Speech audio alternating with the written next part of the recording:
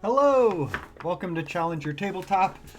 I'm Christopher, and this is another painting stream. December 23rd, the day before Christmas Eve. Hi friends, welcome. I finally feel like I can relax. I've been running around all day. Worked construction this morning, and then I was running around trying to get some last minute Christmas gifts, and then got home and made some hummus and some flatbread and brought that to a coworker and gonna bring it tomorrow to celebrate Christmas Eve with my mom. Anyway, welcome. How are you all doing? Looking forward to doing a little bit more painting tonight. Continuing my Gene Stealer cults. Going to be painting a few more of these weird vein psychers from my Brood Brothers. And I got my cup of coffee.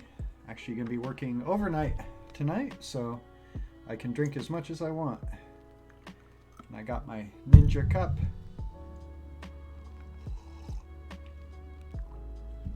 And looking forward to doing some painting and relaxing and chatting about Warhammer 40k.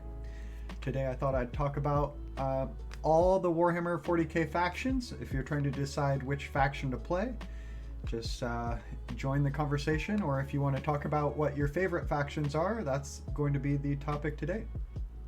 So I'll be going through all the 40k factions, starting from most popular to least popular, according to at least one Facebook poll that I found. And I think there's a couple I forgot. Let me add them to my list real quick. Some of these somewhat less official ones.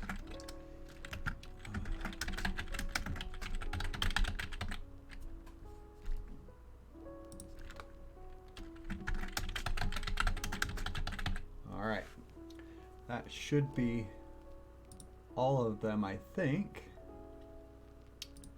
Okay, well, let's take a look at the miniatures we're going to be painting today. I'm going to batch paint 2 miniatures, and these are them.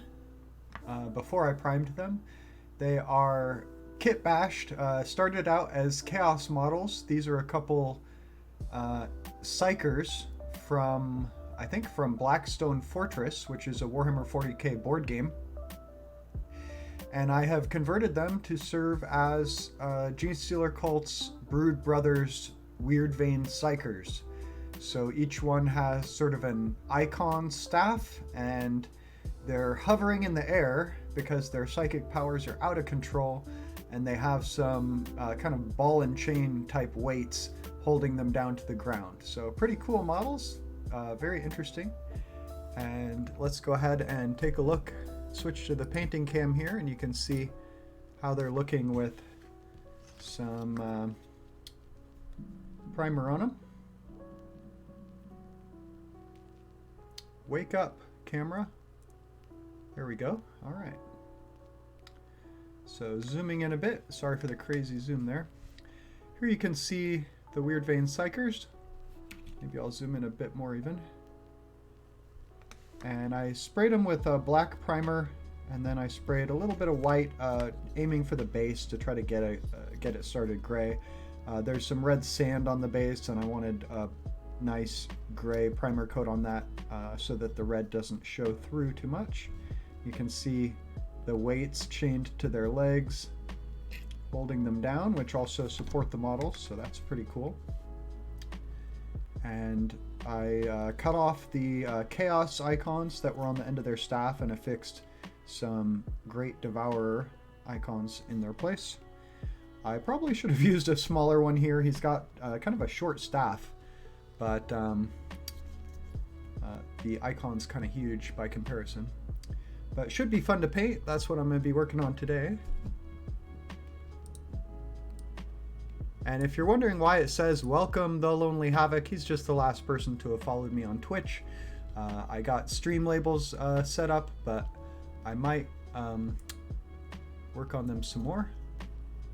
Looks like my encoding was overloaded. I wonder if there's anything I can do to ease that. I don't really have a lot of background programs running.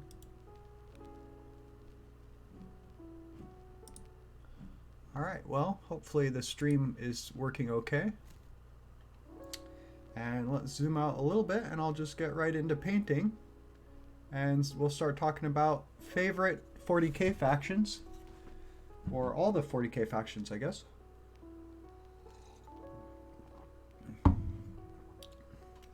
Let's see here. Got my clean paint water. I think I might start out throwing some paint on their base. It's kind of the habit I've gotten into that seems to work pretty well. Gives me something easy to start with that I don't have to put a lot of attention into. Painting the base all solid gray. Going for kind of a thick paint here. Using Administratum gray, my favorite. And I'm going for like a destroyed rebel base here is what I'm going for. And can you guess what the most popular 40k faction is? If you've been into 40k very long, you probably can. At least in this poll, but also in my experience. The most popular 40k faction is Space Marines. And Space Marines are my first faction, so I think they're a lot of people's first faction. And of course there's a bunch of different flavors of Space Marine, but we're going to talk about them just as a whole faction today. And I suppose I'll start out with some of the cool things about Space Marines. They are, of course, the superhuman soldiers of the Imperium, the genetically engineered, expertly trained warriors who are clad in nearly impenetrable power armor. And there are, of course, a bunch of different flavors of Space Marine, which are the Space Marine chapters. Each one has a different color scheme and a different background, and different. Most of them have some kind of flaw with their genetics, as they all share the same genetic primer that turns them into a Space Marine, which is handed down from their Primarch, which is basically the first Space Marines and the most powerful. The Emperor, who was kind of the ruler of the human faction, created the Space Marines millennia ago, more than 10,000 years ago in the lore. Of course, Warhammer is set in the year 40,000, more or less. And the Space Marines have been around for over 10,000 years. 10,000 years ago, half of them rebelled and turned to chaos and plunged the Imperium into civil war.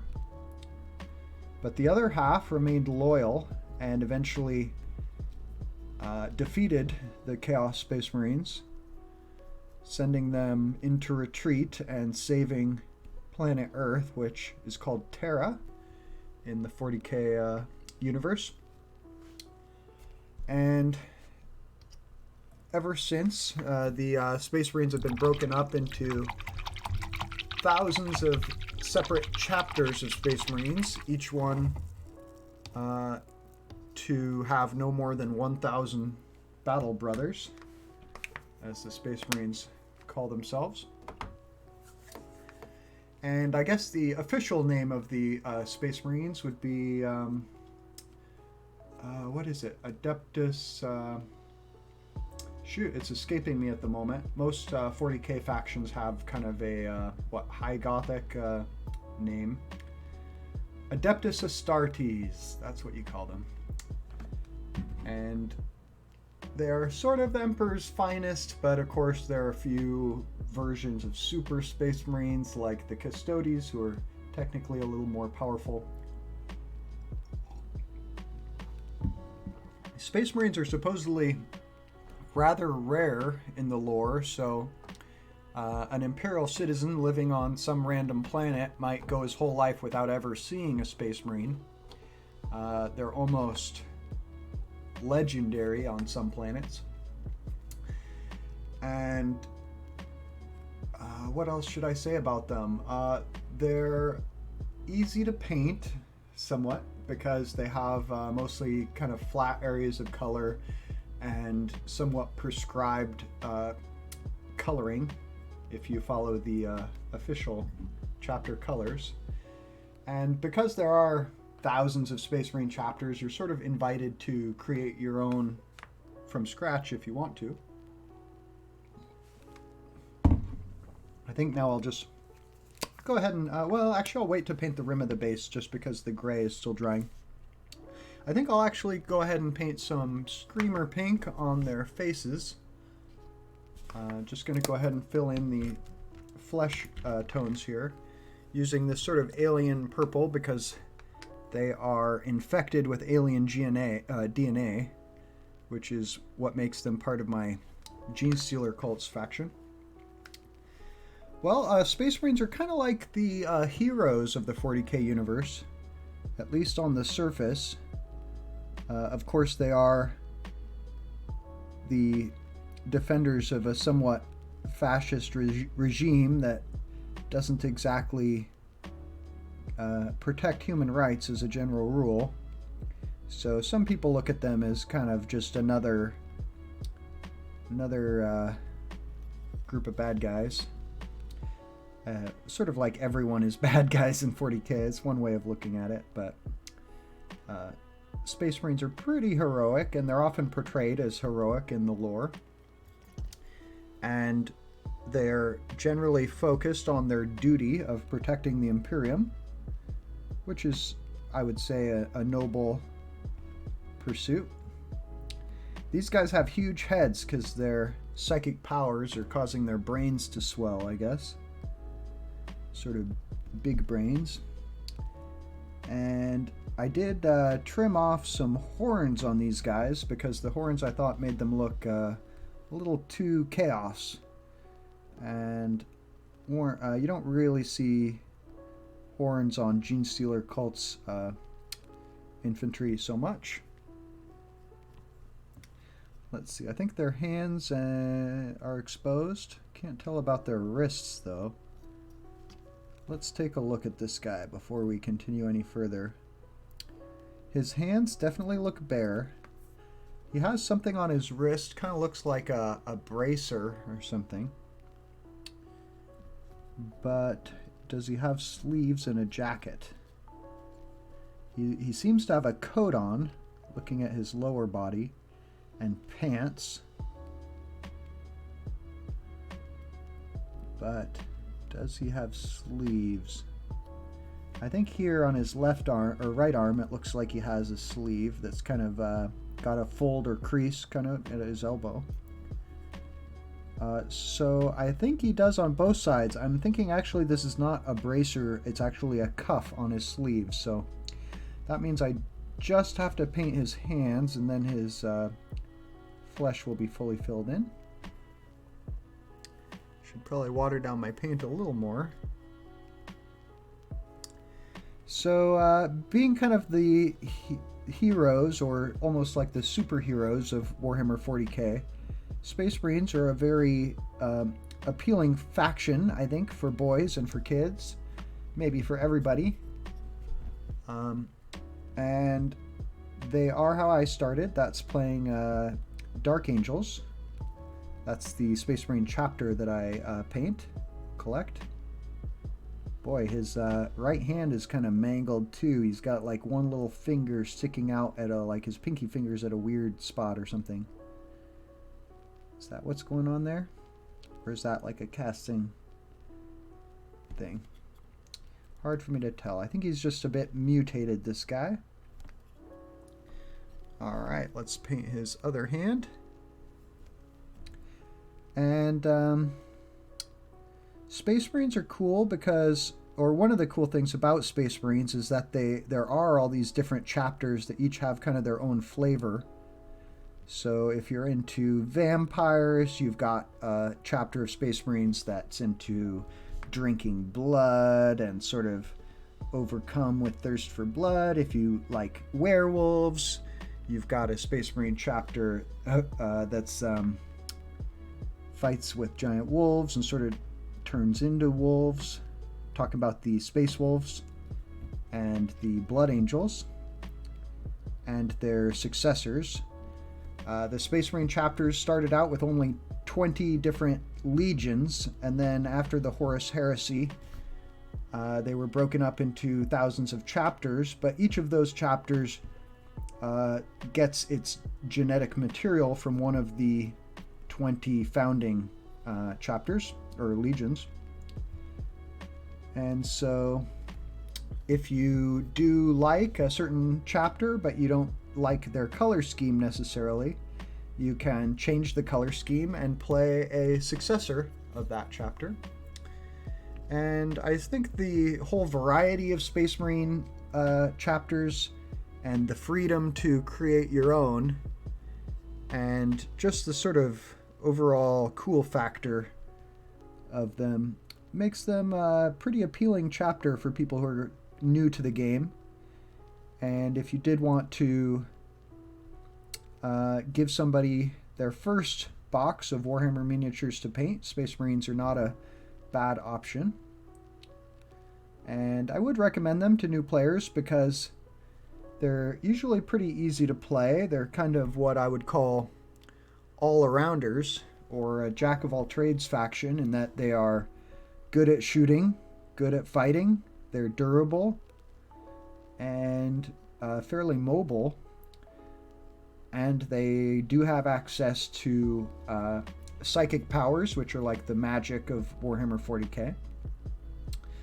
So all of those make Space Marines a great faction for a new player, and I would say probably also make them a lot of people's favorite faction. Are they my favorite faction, though? To be honest, I'm not going into this live stream tonight with my favorite faction clearly in my mind.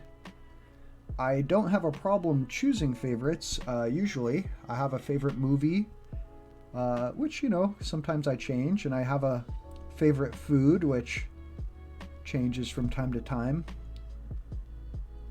My favorite movie is Willow, and my favorite food right now, well, at least the last time I had a favorite food, it was pho, the Vietnamese beef soup. Quite enjoy that. And before that, my favorite food was ravioli. And I think it's nice that, you know, you can pick a favorite whatever and then change it. It's not going to be set in stone. But I would not say that right now... so I play 4 factions myself. Space Marines, Genestealer Cult, Drukhari, and Orcs. And I would not say that Space Marines at this moment are my favorite of my own factions. So I'm going to go ahead and say that they are not my favorite faction. But I do enjoy playing them. I do think they're very cool, and I enjoy painting them. I love my Dark Angels. And I quite enjoy the whole variety of chapters, and I like the fiction that's focused on Space Marines. And I enjoy the depth and complexity of their origin story with the 20 Primarchs and some of the mysteries surrounding them, like the 2 that disappeared that we know almost nothing about. Now my paint was getting a little thick on this guy's hand here, so I'm just going to add a little bit of water to try and thin that out a little bit. I don't want my paint to be so thick that it obscures the details of the model. And now I'm just going to soak off some of that water.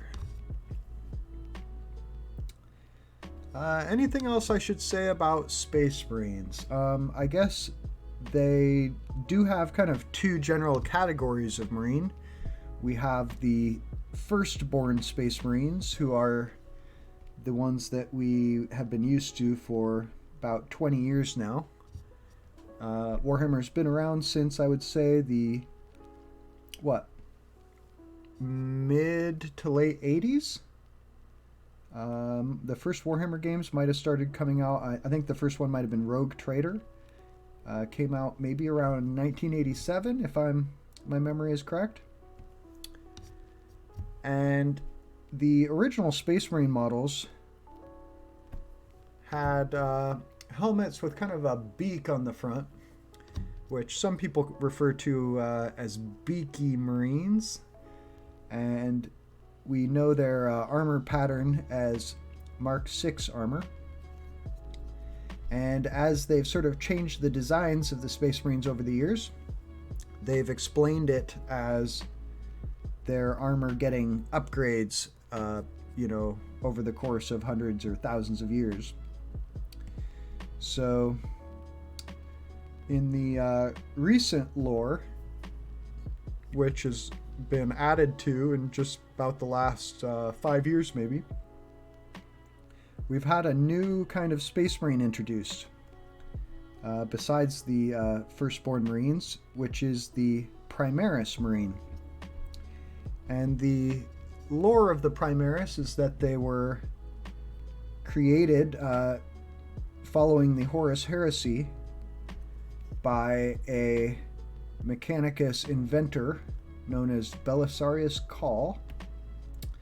And his purpose was to create a bigger, stronger Space Marine that would maybe even be more loyal and would help to fight against the traitor Marines who had at that point retreated into the Eye of Chaos, which is kind of like a black hole in the galaxy, which I think is like a portal to the realm of chaos, which is like a parallel dimension, which is kind of a reflection of real space. And the Eye of Terror is kind of like a horrible, twisted realm where normal people don't ever want to go. So the Chaos Space Marines retreated there because it was the one place that the loyal Astartes would not follow them in their quest for vengeance after the heresy. Getting off camera there, sorry about that. So, the Primaris Space Marines are noticeably larger than the Firstborn. Like, the models are probably maybe 4 or 5 millimeters larger. And this is part of a trend, which is generally referred to as scale creep. Ever since the game first came out, like ever since the Rogue Trader days, Space Marines models have been gradually getting larger. And according to the lore, Space Marines are huge. Like, on average, I think they're about 7 feet tall.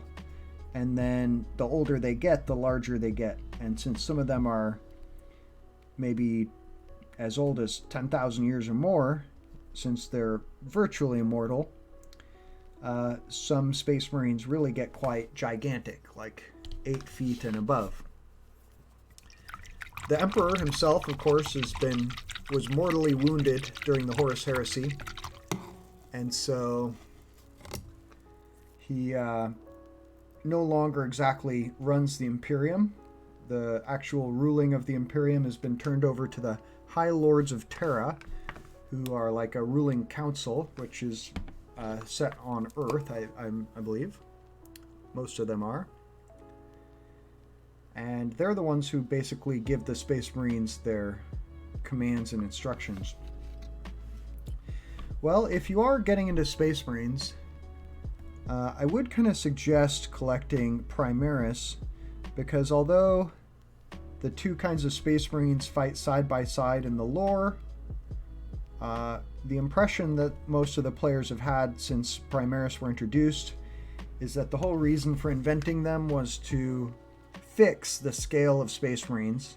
If they're supposed to be 8 feet tall, the models were usually a bit too small. They're close to the size of Imperial Guardsmen who are like normal humans, especially if you look at the really old models. So Primaris Marines, relative to human characters are closer to the 8-foot tall mark, or 7-foot tall, I guess. Although scale creep is not limited to Space Marines, now when they do make human characters, they're often also rather large, approaching the size of Primaris Space Marines. I'm thinking of like Inquisitor Greyfax and Inquisitor Draxus. Both models are very large.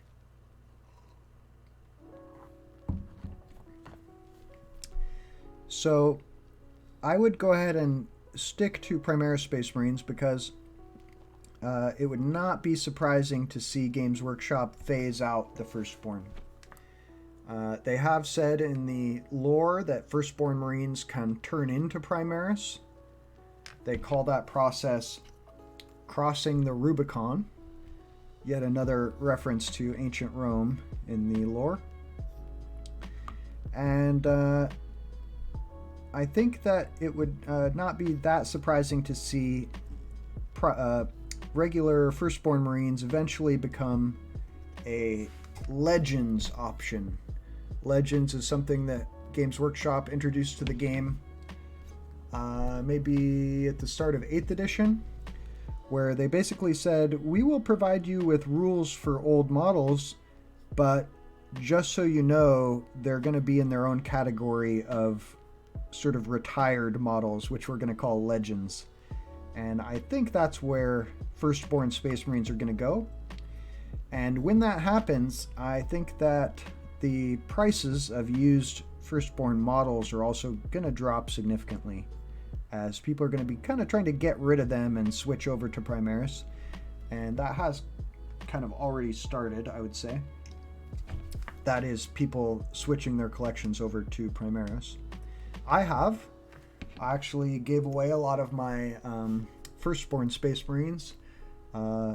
Usually I would put together like 1,000 point little mini armies and give those to new players to help get them into the game.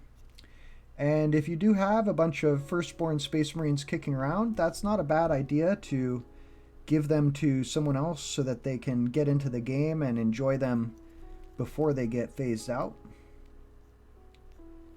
At this point, my Dark Angels are almost all Primaris, with the exception of about maybe 50 Space Marine Scouts.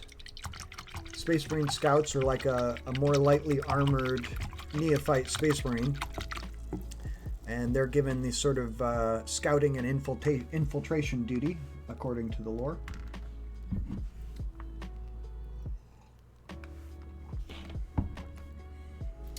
Alright, let's take a quick look at these guys and decide what to paint next.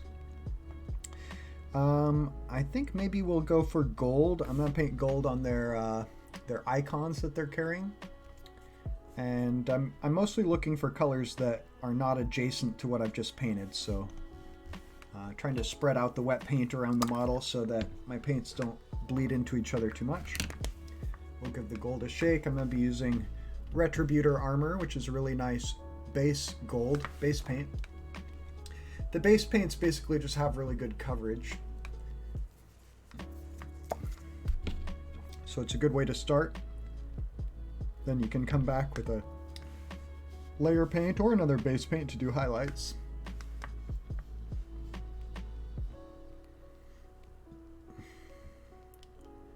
So that's Space Marines, the most popular faction. And the next most popular faction, according to this poll, I can't say how scientific this was. I think Space Marines had about 150 votes, if that gives you some idea of the number of people who participated in this poll. The second most popular faction is Chaos Space Marines. Basically the bad guy Space Marines. And they are the ones that turned traitor during the Horus Heresy and fled into the Eye of Terror. And their leader in the heresy was one of the Primarchs, whose name was Horus Lupercal. And he was the Primarch of the Luna Wolves, and they changed their name to the Sons of Horus around the time of the heresy. And let's see, I think they turned into the Black Legion after the heresy, if I remember correctly. I could be wrong there. Black Legion is kind of like a Chaos Space Marine faction that will, I believe, accept any Chaos Space Marines to join its ranks. And they worship all 4 of the Chaos Gods. Tzeentch, Nurgle, Khorne, and Slaanesh. Each of which kind of represents almost like the 7 deadly sins. Each one represents a different sort of aspect of evil, I guess you could say. Decay, warfare, opulence, and change, I guess, are the themes of the 4 Chaos Gods. Or excess, I guess, instead of opulence. And you could say deceit instead of change. Looks like the gold should go all the way down to these little spikes here.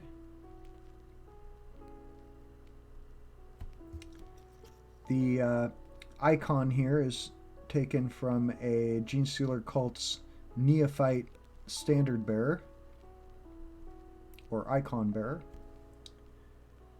And I glued it where there was previously a chaos symbol.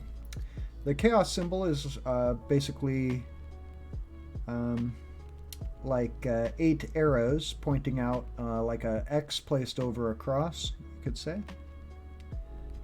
And it's also used by the Chessex Dice Company as their actual company logo. I don't know how that came to be. Games Workshop, I guess, tolerates it. I recently bought my friend a whole set of Chessex dice with the logo on it, since he plays Chaos. Mortimer, who you might have seen in some of the other streams. Whoops, am I getting black paint on my fingers? I don't think so. Looks like it dried pretty well. Alright, well, anything else I should paint gold on this guy? Probably his little belt, buckle. Slightly demonic skull here with horns, but that's alright. Maybe this guy was a Chaos Worshipper before he got infected with the Genestealer DNA.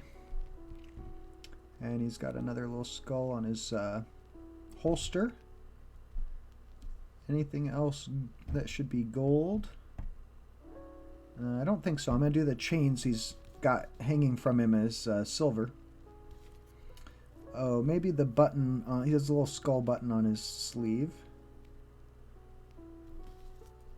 And I can be a little messy with this because I'm going to do cleanup as I come back to paint the color on his sleeve. Alright, well that's one. You can see that catches the light pretty nicely. Just going to rinse my brush out because the paint was getting a bit caked on there. So, Chaos Space Marines, where the Space Marine are broken up into chapters, the Chaos Space Marines, I believe, are broken up into war bands. And with the exception maybe of a couple who are sort of still fighting in their Legion formation. So, of course, there's Black Legion, who I believe are the successors of these Sons of Horus and Luna Wolves, I guess they were called originally. And then there's also the Thousand Sons and the Death Guard.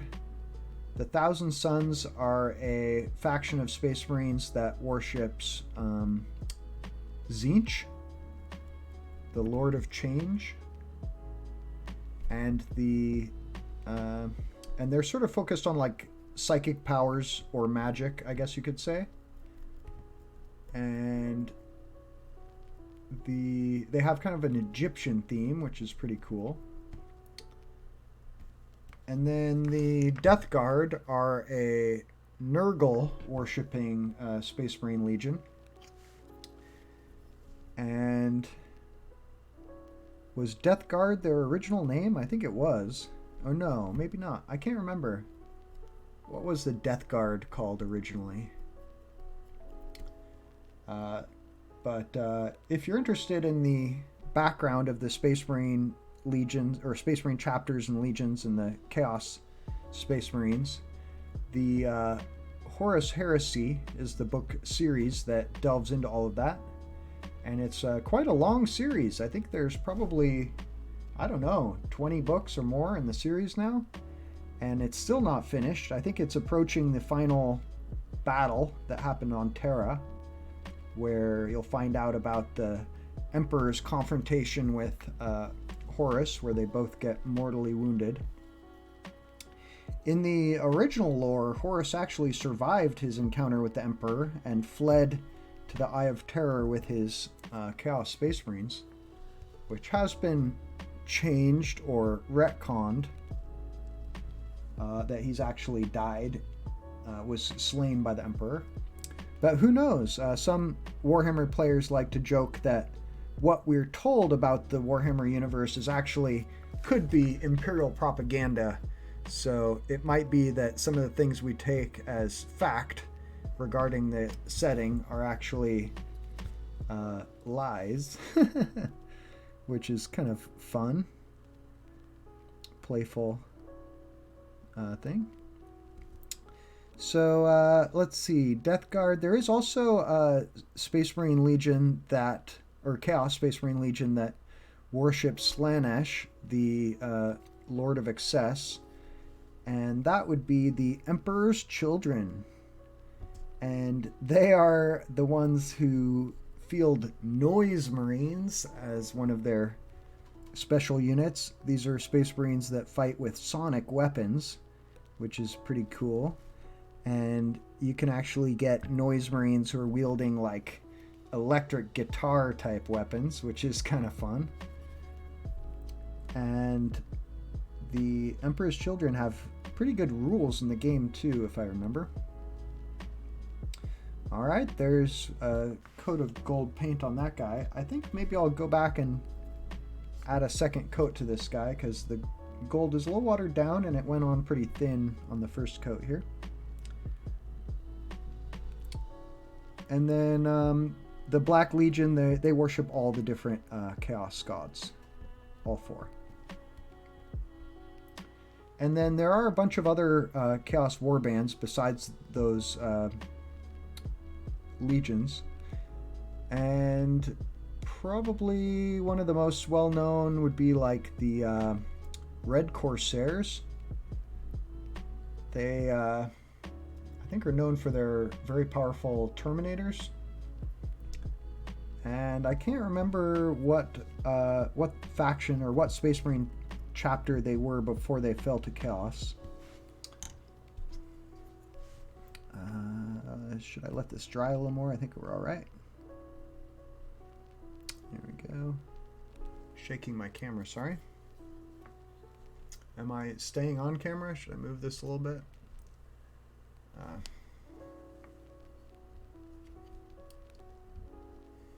There we go.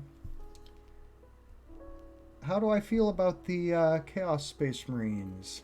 I think they're pretty cool as bad guys go. They're very evil, which is what you want in a villainous faction. They also have kind of the like rebellious element to them. If you look at the Imperium and see a fascist dictatorship, which is sort of like founded on a lie that the Emperor is actually God, then maybe you sort of identify with the Chaos Space Marines in rebelling against that and trying to burn it all down. Their battle cry is death to the false Emperor. And the reason that they rebelled in the first place was that they, I guess the Chaos Gods revealed to them the Emperor's plan to eventually destroy his own Space Marine chapters once his conquest of the galaxy was complete. And so they rebelled against the Emperor before that could happen. So maybe you even feel it was justified to prevent their own destruction.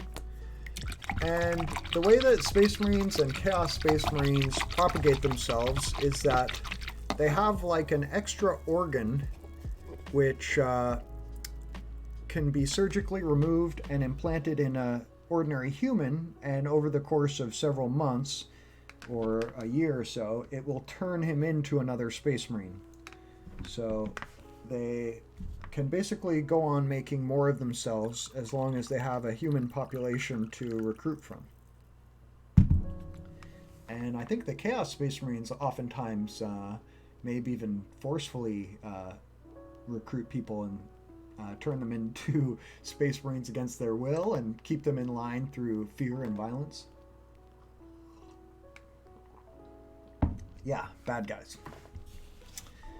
And I think they also are known to sort of abduct and enslave human populations across the Imperium. And they also can fight alongside Chaos Demons, who are basically the manifestations of the Warp, each one based on one of the 4 Chaos Gods. So just for instance, the Nurgle Demons are oftentimes like plague zombies or plague monsters. All right, let's see. I do want to decide about these guys. They have like what do you call it? Like a pelt on them. It looks kind of like a dragon cloak or something. It's got some kind of scaly texture. And maybe I'll do that black. Maybe they've got black dragon pelts. I think they're normally done red, which is kind of a chaos color. And I don't want to do them yellow. It doesn't make a lot of sense, which is normally my accent color for these guys. I think I actually want to go ahead and paint their pants next. That way when I come and do the, what do you call these, shackles on their legs, I don't have to worry about the pants. Or at least when I am painting the pants, I don't have to worry about avoiding the shackles. So what color pants? And what color jackets? Normally I do these guys with, my Gene Stealer Colts with like gray jackets with like a brown wash. But I don't have to. I could give one of them like a black jacket maybe. Or brown.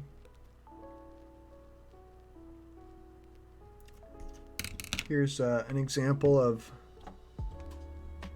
one of my Gene Stealer Colts characters painted with like a gray jacket with a brown wash.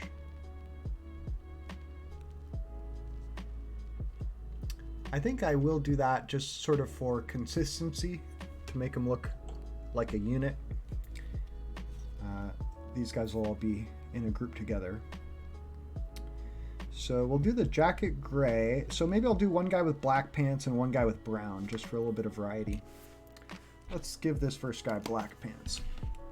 And I'm going to water this paint down a bit, so some of the gray that's on his pants right now will hopefully look like kind of a natural highlight. This should go pretty quick. So yeah, I think Chaos Space Marines are cool. A lot of people do pick them as their first faction to collect. If you're into the whole sort of rebellious element of them, that would be a reason to go ahead and start with Chaos Space Marines. Or if you like Space Marines but you just don't want to play Imperium, they'd be my go-to.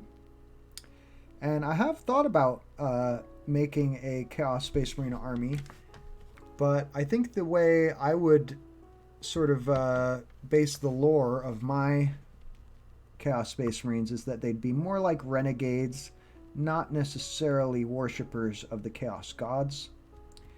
And I don't know if it would be better to use the Chaos Space Marine rules or codex for that. The codex is basically your rule book for your faction. Or if it would be better to run a faction like that as using the Loyalist rules. But I think a lot of cool possibilities for customizing models if you're doing renegades.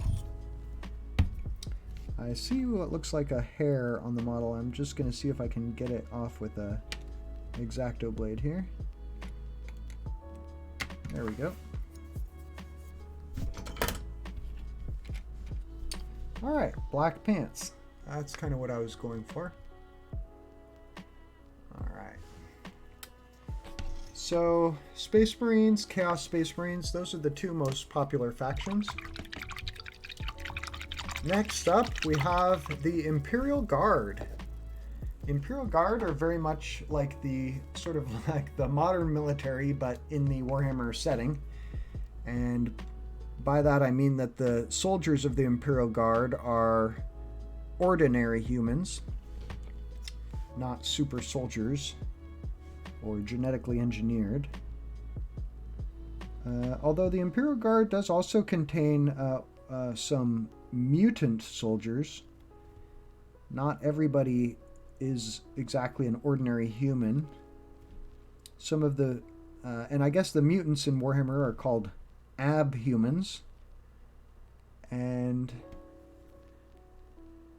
I'm not sure what the most common is, but some of the ones that you do see in the Imperial Guard would be ratlings, which are kind of like fantasy hobbits, if you've seen Lord of the Rings, or halflings, if you play Dungeons & Dragons. So they're just kind of like tiny human beings with hairy feet and no beards. And there is a nearly extinct race of sort of dwarf-like abhumans called squats. I think their planets were like devoured by Tyranids or something.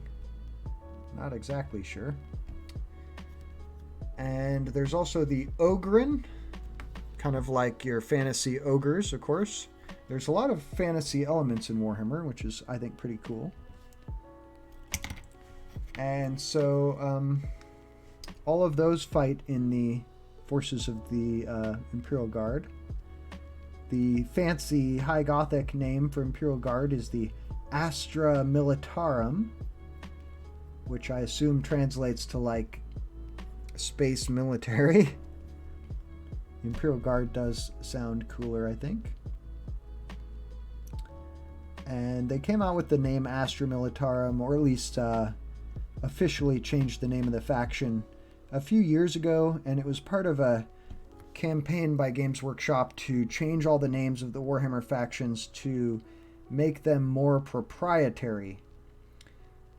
Basically, Imperial Guard is such a sort of generic name that other companies could use it, and it would be kind of hard for Games Workshop to prove they stole it in a lawsuit. The same with Space Marines, which actually Games Workshop stole the term Space Marines from someone else, I think. But they've tried to get away from all those really generic names and make everything more unique and proprietary sounding in order to protect their intellectual property. So the Astra Militarum tends to field a lot of vehicles, like battle tanks, and has a lot of different kinds of artillery, and generally they fight with a combination of overwhelming numbers and sheer firepower. And their vehicles are certainly durable, but their average troops not so much. The standard Imperial Guardsman is weaker than most of the other soldiers that you see in the game in terms of his stat line. Alright, well, there's some brown on this guy's pants. We'll come back and add a wash to it later to darken it up. Maybe I'll do some gray on the jackets, or maybe I'll paint black on these pelts. I'll wait, I'll do that after the jackets. Nice to work your way up. Start with the parts of the model that are physically lower down before you come and paint the stuff that's on top of it. So switching to gray, and we'll also switch models. Nice thing about batch painting is you can go back and forth between the models so that whatever you just painted has time to dry before you have to pick up the model again. And we're going to keep going with our small base brush here. I mostly use this brush when I'm painting models.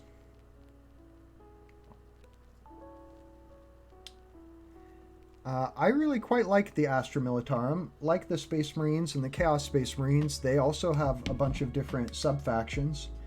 And generally the way that's explained is that a certain planet will have its own unique type of Imperial Guard that they produce. And there's a bunch of variety among the different types of Imperial Guard. I'm trying to think, what do they call the different organizations of Imperial Guard? Regiments, that's right. A lot of different regiments of Imperial Guard, and you can generally find regiments of Imperial Guard that are sort of inspired by different real-world militaries of the past. So like, say your British Redcoats, there's an Imperial Guard faction that's kind of inspired by them, called the Praetorian Guard. Now I'm seeing that this guy has what looks like maybe an armor plate on top of his jacket. So maybe I'll paint that silver instead of gray. Trying to avoid it for now. So Redcoats, you got the Imperial Guard. Catachan jungle fighters are perhaps inspired by the Americans in Vietnam, perhaps. They're an Imperial Guard regiment that comes from a death world, which is like a planet that's incredibly hostile to human life and settlement. And in the case of the planet Catachan, or is it Catachan? I think it's called, the planet's I think called Catachan. It's like a jungle world that's full of predatory plants and animals. So any humans who are able to survive there basically have to be super badass, and therefore the Imperial Guard regiment that's recruited from there is equally awesome. They're like super strong, and I guess that's about what they've got going for them. I think they also don't like their officers very much. And they have a tendency to frag their own officers, which is a unfortunate legacy of the Vietnam War, actually. And what else? What are some other notable Imperial Guard regiments? You got the Talarn Desert Raiders, and they have kind of like an Arabian feel to them.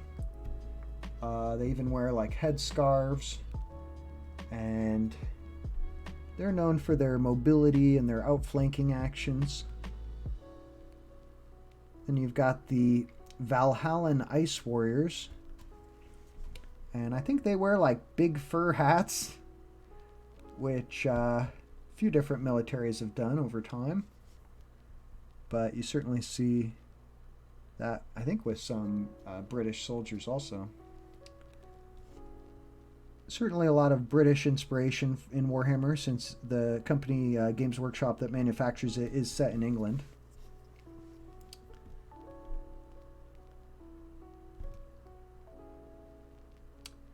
What's some other cool Imperial Guard factions? You got the Adelan Rough Riders. You don't see them too much anymore, but they're known for fighting on horseback, and I do think it's cool when you see models on horseback in the Warhammer universe. Kind of an anachronism, but also cool.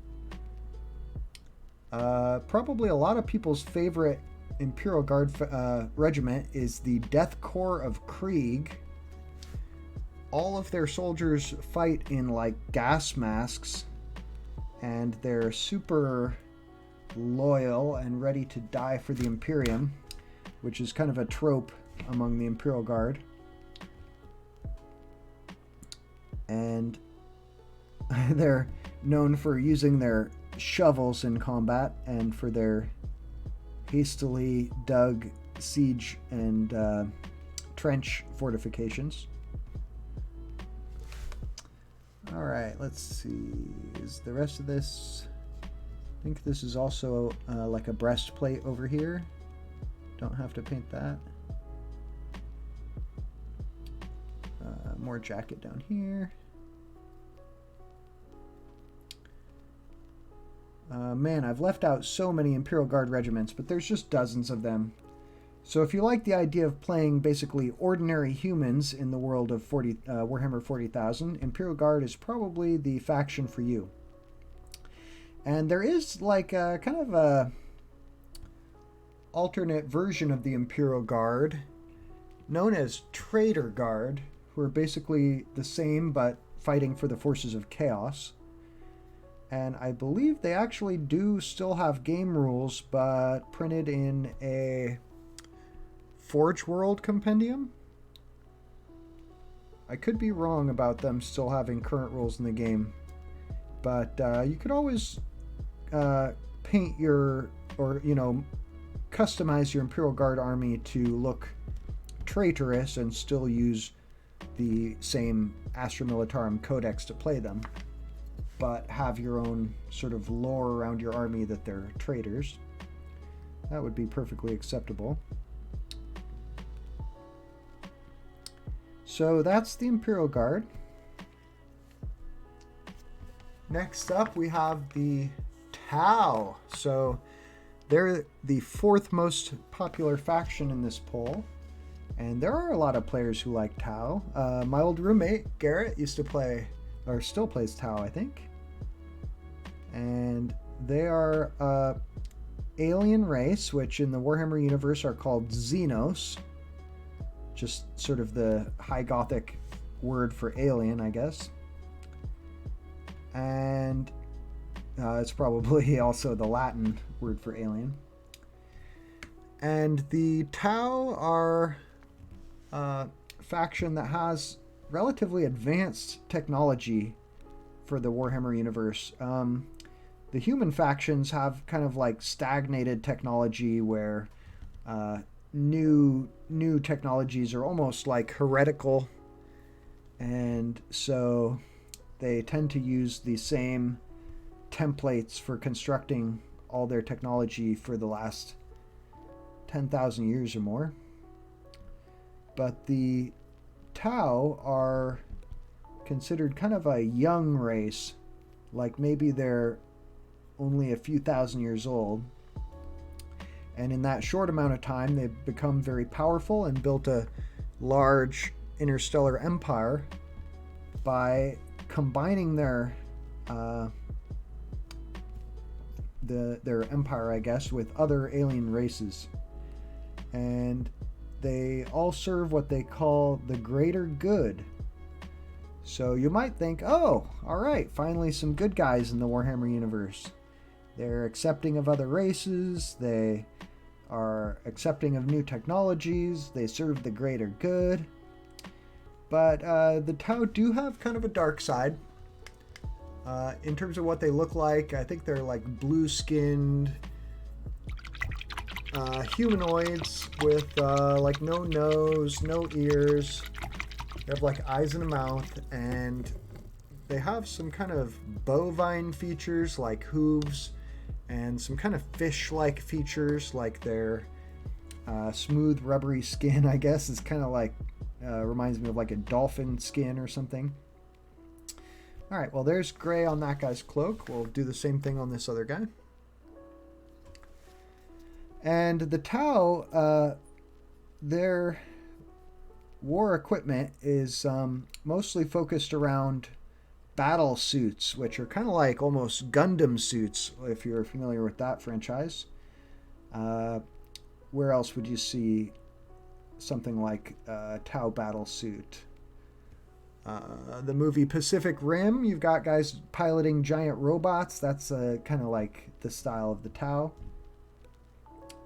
Not quite as big, but they have like battle suits with jetpacks loaded with ranged weapons. And the Tau are kind of known for not being especially capable warriors. So they're not going to have as good of an aim as a Space Marine. They're more on par with Guardsmen usually when it comes to shooting. Although they do have a new codex coming out, so that is subject to change. And they're not especially capable in hand-to-hand combat. That's generally their weakness as a faction, is weak melee combat. And as a result, they have overpowered shooting to compensate. And one of their abilities that makes them really strong is the ability to fire a lot of Overwatch. When other forces try to charge against them and fight them in melee combat, they usually have very good shooting that they can do to try and repel charges. And Tau would definitely be a cool faction to consider if you're very into the sort of mobile suit style of warfare and you like their big robot suits, or you're a Gundam fan. Some people kind of joke they're like the faction for anime fans. And it is cool how Warhammer does kind of have a faction for everybody, or tries to. What with all the different variety of Space Marines and Astra Militarum and all the different Xenos races and Chaos factions. Generally, the three categories of faction in Warhammer 40k are Imperium, Chaos, or Xenos. And Tau are the first and most popular Xenos faction that we've covered. They were the most popular in the poll at position number 4 after Space Marines, Chaos Space Marines, and Imperial Guard. And I think Tau is pretty cool. Back in maybe 7th edition, I played a lot of games against a Tau player who was super hard to beat. He'd been playing Magic cards, and then he decided Warhammer looked cool, and he really spent some time researching the rules and the different factions before he started collecting any models. And then he specifically, decided what he wanted to play in terms of Tau and put together a very strong army list. And Tau in those days, and I hear in the new codex, will have the ability to have their mobile suits shoot their weapons and then move afterwards. And if you can shoot and then move out of range of your opponent so they can't shoot back, that's a very powerful strategy or tactic. And that was one that he really abused. So oftentimes I couldn't shoot at him at all, and he would be massacring my troops in every shooting phase of the game. And I found that almost infuriating. And a lot of players had that experience, and it created some kind of ill will towards Tau and Tau players. Just kind of feeling like they were overpowered and their shooting was way better than all the other factions. And it was like impossible to ever make it into melee with them between their mobility and their Overwatch. So their supposed weakness was actually very hard to exploit. And I still find it to be the case that it's very hard to actually make it into melee with Tau and then actually do anything. Sometimes when you do finally make a charge into Tau, they've killed so many of your troops with shooting that even though you are theoretically exploiting their weak melee fighting, you just don't have enough troops left fighting against them to actually do much. And some of their units, like the Riptide, which is a really big battle suit, are actually super tough. So even if you can charge into melee combat with them, you might struggle to even hurt them at all. I think the design of the Tau models is pretty cool. And if I was going to collect Tau, I think I would do an army that's focused around their crisis suits, which are basically their standard mobile battle suit. And load them up with plasma guns so they're good at killing Space Marines. That would be pretty tempting. Well, there's another guy with his jacket painted. think maybe next we'll do the silver. So I'll paint the chains and weights and their staffs. And what else? Armor.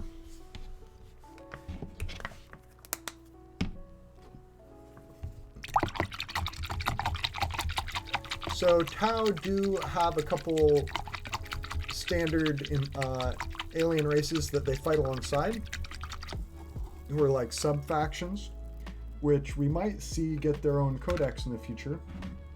One of them being Kroot. Kroot are kind of like the scouts of the Tau force. They're slightly primitive, native kind of forces, and the way the Kroot alien race works is whatever they eat, they genetically start to turn into. So if a bunch of Kroot were eating cows, they would develop bovine traits. And there's like a kind of a Kroot creature like that called a Kroot ox, which is like a quadruped, herbivore, I guess, or maybe all the Kroot are carnivores.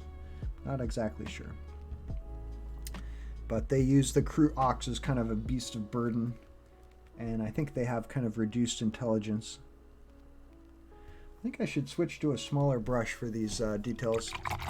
Oh, maybe I'll start out just painting silver on this stuff I don't need a small brush for, like the ball and chain he's got holding him down to earth. So a lot of people want to see Kroot get their own codex, and there are people who try to play... Oh, whoops, he's got bare feet. Forgot to paint those. There are people who try to make it like an all-Kroot army, just because they like the Kroot so much. And you can mostly do that. I think the Kroot is a troop's choice, so you can use it as a sort of a foundational unit for your army. But let's see. But they're missing like a commander type character, so usually you have to use an actual Tau or an ethereal as your warlord. Ethereals are like a caste of Tau. So the Tau do have a caste structure. So they have like warrior caste and an inventor caste and all that kind of thing. And they're ruled by the ethereals, who are their ruling caste. And it's been revealed in the lore that the ethereals actually keep everybody in control using some kind of mind control. And I think it actually might be like brain worms or something like that. So that's kind of the dark side of the Tau, is their use of mind control on their own subjects. And some people kind of joke that they're like the space communists, out to convert everybody with a seemingly pure and idyllic goal, fighting for the greater good. But then when you end up joining their empire, it's not exactly everything it was advertised as, kind of the idea.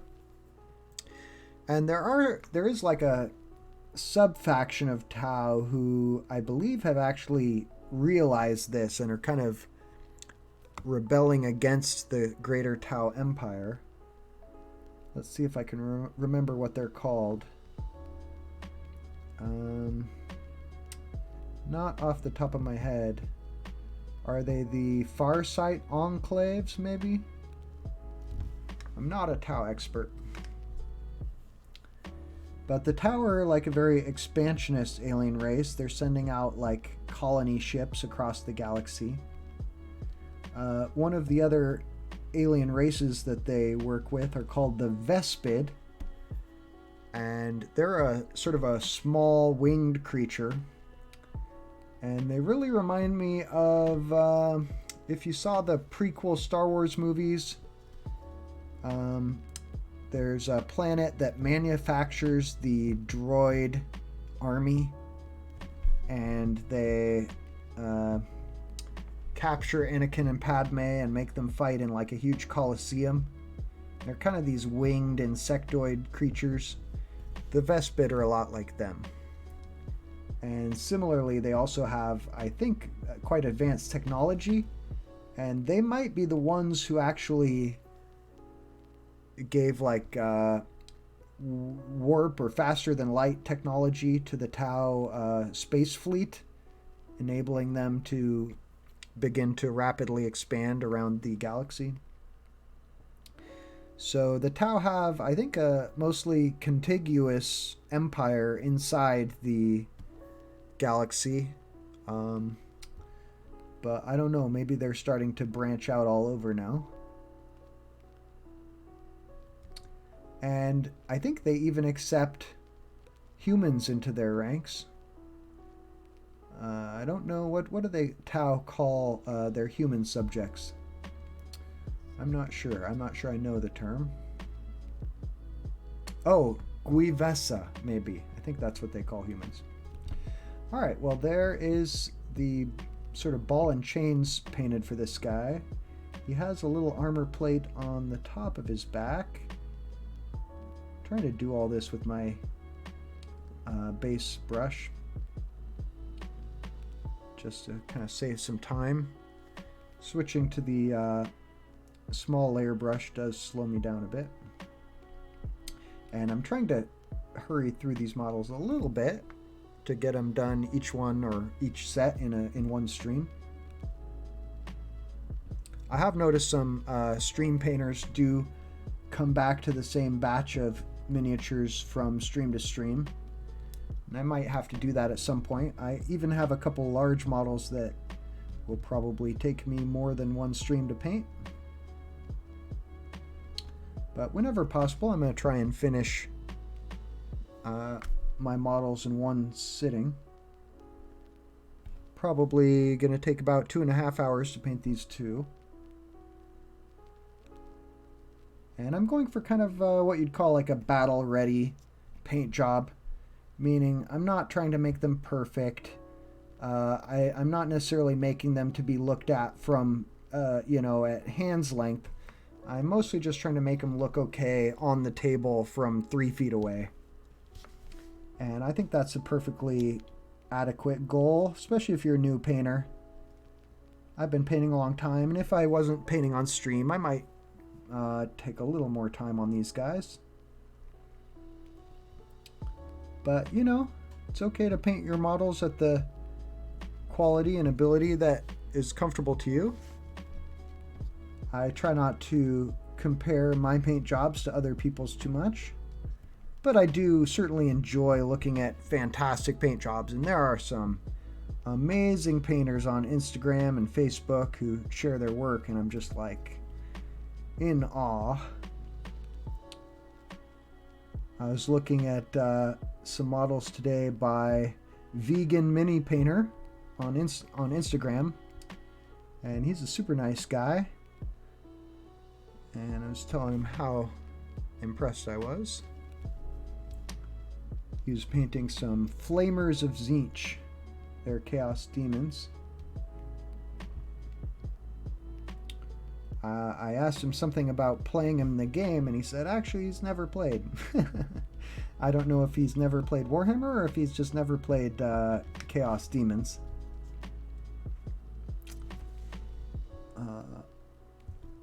My friend Mortimer has actually got some Chaos Demons that he's got on his to-do list to paint. He was saying he might just give up and sell the faction. I'm like, no, don't do that. You're going to live a long time. You got no hurry. That's the nice thing about Warhammer, is that the game is fairly stable. If you buy miniatures for the game, they'll usually remain viable for many years, if not forever. Now that they've introduced Legends, the hope is that miniatures you buy for the game will never be completely phased out, as long as your opponent doesn't mind using some older models from the Legends category. You could go on playing them in the game pretty much forever. And of course, nothing's stopping you from playing an older version of the game either if they do eventually retire some models. So that's the Tau. I think that's about everything I wanted to say about them. What's next? The 5th most popular faction. Orcs! Are Orcs my favorite Warhammer 40k faction? Maybe. I love playing against Orcs players. In Warhammer 40k, the Orcs are a little bit different than the Orcs from like most fantasy settings or Lord of the Rings. Lord of the Rings Orcs are like pretty evil and feast on like human flesh, and they're also sort of like cowardly and like subservient to the Lord of Mordor and all this stuff. The Orcs in Warhammer 40k are violent and sort of brutal and cunning, but they also like love fighting for its own sake and consider battle or a war, which they call Wa, to be like a really good time. So the fact that the Orcs really just want to have a good fight and that's how they have fun is kind of a little meta commentary on the game of 40k. The Orcs players tend to kind of be the same. They usually are just happy to have a good game, don't usually care too much if they win or lose as long as it's like a nice, even, balanced match. And as a result, Orcs players are usually really fun to play against.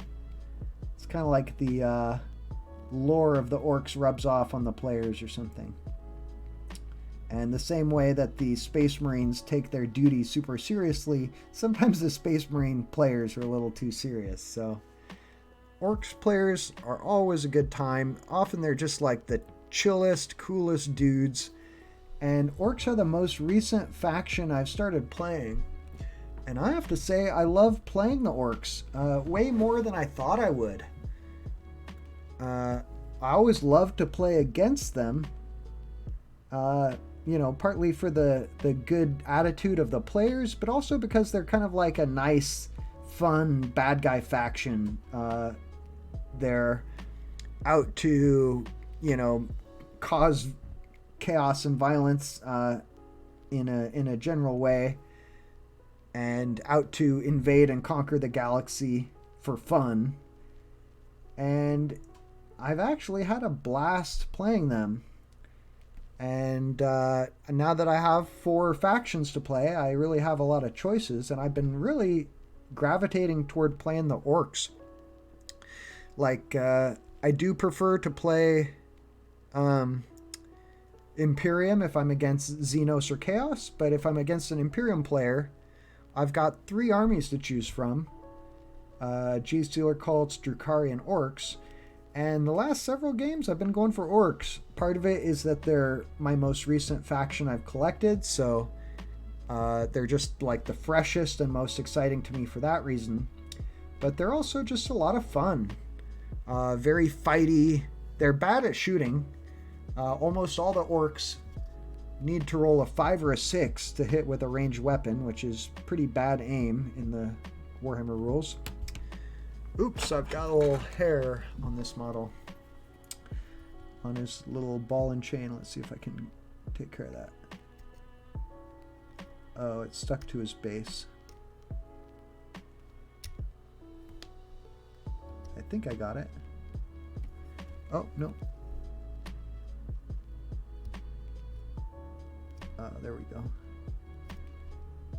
Okay, got it. Trying not to get any hair stuck in my paint. Not what you want to see when you finish the model and you're trying to appreciate a job well done. So the Orcs, they're in the Warhammer lore, they're an alien race that is actually like a fungus. So they reproduce asexually. When an orc dies, his body will sort of decompose and release spores, which will mature into new orcs. So for that reason, the orcs are notoriously hard to eradicate. Once they sort of infect a planet, they're kind of there to stay. And for that reason, they're almost becoming ever more prevalent around the galaxy. And then, since they do develop from a spore, and they're not always gonna have like a culture to pass on, they kind of have the ability to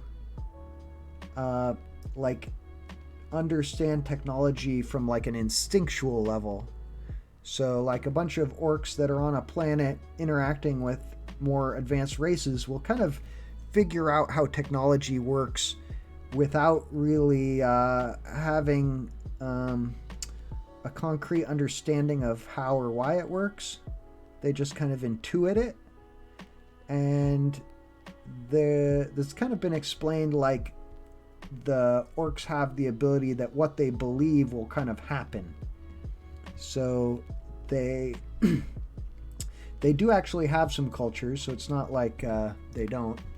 They have kind of different orc clans, which I play the Goths, which are like the biggest and strongest of the orc clans, and the best. But there's also the Deaf Skulls, who use the color blue, and they're the lucky ones who love to loot everything and collect scrap and turn it into vehicles and armor and all kinds of stuff. There's the orcs use their teeth as a currency, since their teeth are always going to grow back. It's like a self-sustaining currency, I guess. And the orcs whose teeth grow the fastest are the Bad Moons, and as a result, they're the richest of the orcs. And so they're known for having kind of the best of everything and the most weapons and ammo. But since they're not the biggest and the strongest, other orcs will often beat them up and steal their teeth. And then there's the Snake Bites, who are more like primitive orcs. And what else? There's the Evil Sons and the Speed Freaks. They're orcs who love to go fast and build fast-moving vehicles like race cars and helicopters and airplanes and stuff like that. And the orcs will eventually build spaceships and travel from planet to planet looking for other people to fight, basically, when they run out of opponents or get stuck on a planet with no one to fight. So that's the orcs. Very popular faction, very fun to play, fun to collect, easy to paint. Orcs are kind of a horde army. Individual orc soldiers are relatively cheap to field in the game, meaning you can field a whole bunch of them relative to other factions. And so orc players sometimes have to paint and field so many orcs that they'll just pick them up by the handful and don't worry too much about having perfect paint jobs on their models, and don't treat them quite as well as like the Space Marine players with their pristine, picture perfect, color in the lines paint jobs. And I'm the same. I don't paint my orcs as carefully as I paint my other factions. And the orcs do have kind of a couple sub races or subspecies. There are the Grots or Gretchen, which are the equivalent of like goblins in the Warhammer 40k setting. So they're kind of like orcs, but smaller and more cowardly. But they're also better shots. So oftentimes Grots or Gretchen will be placed in charge of like orc artillery, because they're actually better at shooting. And then there's also, what are they called? Squigs. Squigs are a very fun and funny looking orc creature, and they're kind of like the pets and livestock of the orcs. And they basically just look like a face with legs, and that's it. Just a head with legs coming out, and giant mouth, little beady eyes, and they're kind of cute. Let's see, I think a painter on Instagram who paints a bunch of squigs is maybe named Gabo Girl. A super nice painter, real fun person, seen her interviewed. And yeah, a lot of people love the squigs. And they just came out with like a fun model, which is Grot dressed like Santa riding a squig. And I think he's called like, the Red Gobbo or something like that. Fun model. Seen some painting competitions of him for Christmas time this year. Well, I might have hit all the silver areas. I got his breastplate, his shoulder pads, the chains, and his back plate, and the staff portion of his icon, which I think I hit all those same areas on this guy, except not his breastplate. I missed that. So let's go ahead and fix that right now. A little bit of silver paint here. Went a little thick on this silver paint, but that's all right. Looks okay. And I think his breastplate goes all the way up around his collar. And then down here. Trying to do the old one coat paint job where you don't thin your paint very much, but you also try not to get it too thick. And hopefully this works out. I will be doing at least an ink wash on these silver parts. Probably a black ink wash. Should be Nuln oil. And right above his belt. Alright. I think that's all the silver done for him. Let's see if I need to add a second coat anywhere. I think these guys are looking okay so far. Maybe now I'll do the like lizard skin or dragon skin they've got wrapped around their torsos. And I'm thinking of doing that black. Maybe before I do, I'll go ahead and paint highlight on their skin tones. Oh, and I forgot to do their feet. Let's do that right now. We'll do that first. And I think I'm going to switch to my smallest brush for this, using the layer small. And I was having some problem with a split tip, but I think I got the brush cleaned out and into a nice tip when I let it dry. Well, have we pretty much covered the orcs? I think we're ready to move on. Orcs were the 5th most popular after Tau, so 2 Xenos races in a row, or Xenos factions. Next up, we have the Tyranids, so 3 Xenos in a row now. The Tyranids are kind of like the hungry bugs of the Warhammer universe, and in fiction, I would say their 2 closest parallels are the insectoid aliens in the Starship Troopers movie and the xenomorph aliens in the Ridley Scott Aliens movies. And similar to those, they have the ability to kind of steal DNA from like a host species and modify themselves from generation to generation that way.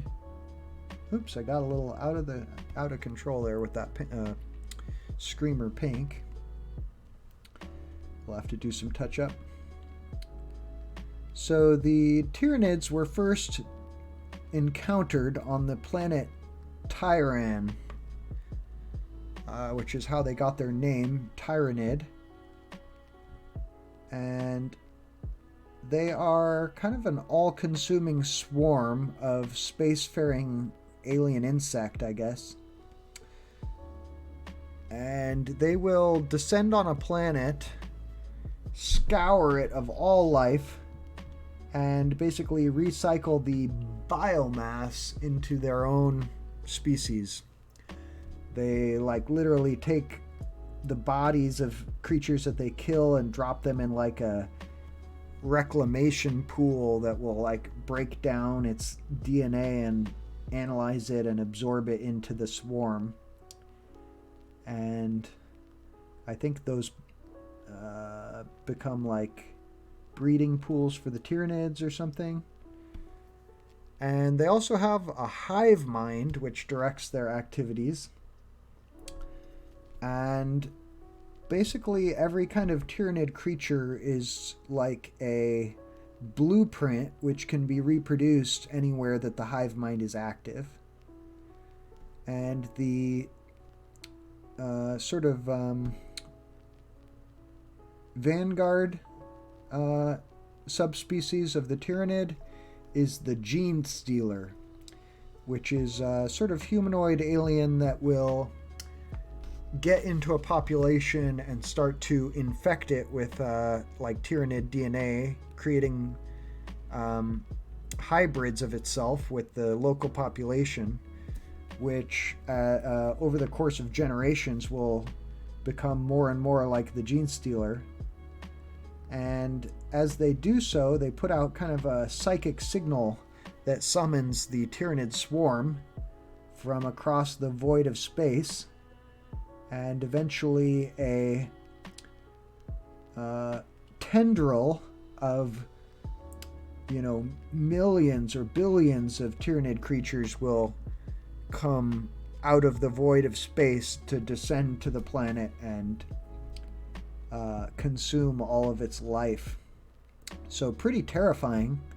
And the way that Tyranids spread out of control like a virus, going from planet to planet, consuming everything in their path, is thought to be maybe one of the dooms of the Warhammer 40k universe. Like the Tau, as much as they're like an expansionist empire, the fact that they, theoretically fight for the greater good and are sort of accepting other races into their empire, they're almost like good guys, even though they're an alien faction that's opposed to humanity. But the orcs, you could see them getting out of control and just like destroying everything in the galaxy, and the Tyranids are the same. So both of them seem to be kind of an existential threat to the Warhammer universe. And I think some people speculate that the Tyranids may have actually originated outside the galaxy and may have already consumed one or more other galaxies. So they're definitely up there in terms of threats to the Imperium and life in the galaxy as a whole. So that's pretty cool. If you like playing the swarm of giant bugs, or you want to be like the great destroyer that's going to eat the whole galaxy, then maybe Tyranids are the faction for you. A lot of people love playing Tyranids. It's a popular faction. Although I think it's been a while since they got a new codex, so they're about due for an update. And they have some really cool models. I actually am quite like the older Tyranid models. I'm become a bit nostalgic for the really old Tyranid warriors. And they've had about maybe 3 different styles over the years.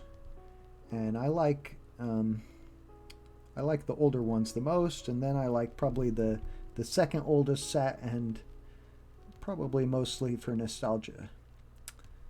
But I have thought about collecting Tyranids, especially when I walked into the hobby shop and there was like a cardboard box of old metal Tyranids for sale that included a bunch of like the second iteration of Tyranid Warrior. The original Tyranid Warriors and the sort of second design look quite different. The older ones are more tall with kind of like a round head, and they got replaced by, I think, somewhat shorter, but I guess somewhat shorter Tyranid Warriors with like a kind of like a Triceratops head without the horns. And it looks like the Tyranids are going to be the main enemy in the new Space Marine game coming out. I assume it's Space Marine 2. And I think they're looking pretty cool. The really big, epic Tyranid leader character is called the Swarm Lord, and he has like 4 giant bone swords coming out of his 4 arms. Look pretty awesome. And underneath the Swarm Lord, you have Hive Tyrants, who are sort of like the lesser battle commander, and you can get those with wings.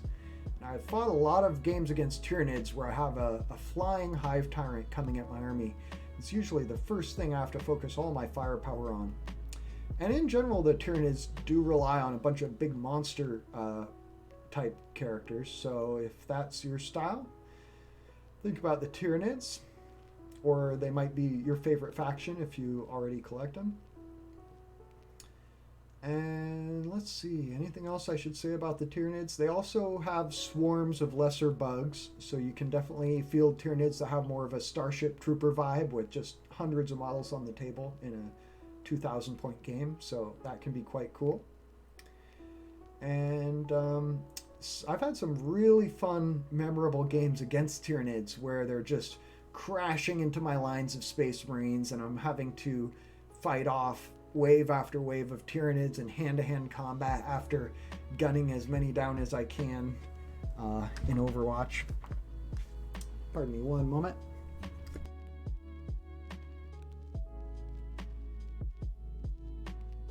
I had kind of a runny nose since having to work outside in the rain yesterday. Hopefully it's just a cold. Well, I think now let's paint those dragon cloaks on these guys. Dragons are not much of a thing in Warhammer 40k, generally, but I have painted up some dragons to use as like proxy models for my Drukhari. I use them as a monster called a Clawed Fiend. There's only one model for it, and it's kind of like a giant monkey creature, and I just use dragons for mine instead, which I think is fun. Usually that kind of thing is no big deal in Warhammer. Using a substitute model that's about the right size and shape and on the correct base instead of one that you don't exactly like the model for. Most players are totally cool with that. Maybe outside of like a Games Workshop store or a tournament or something. So in my head, I'm painting these as black dragon cloaks. Alright, so what's the most popular faction after Tyranids? Now, the actual poll I was looking at was missing this next faction. But I looked at another poll that was less complete, and they had this faction following immediately after Tyranids in popularity. So that's where I've placed it in this list. And I am speaking of the Harlequins. The Harlequins are like a sub-faction of Eldari. And the Eldari are basically what I would call... Now, wait a minute. What's going on here?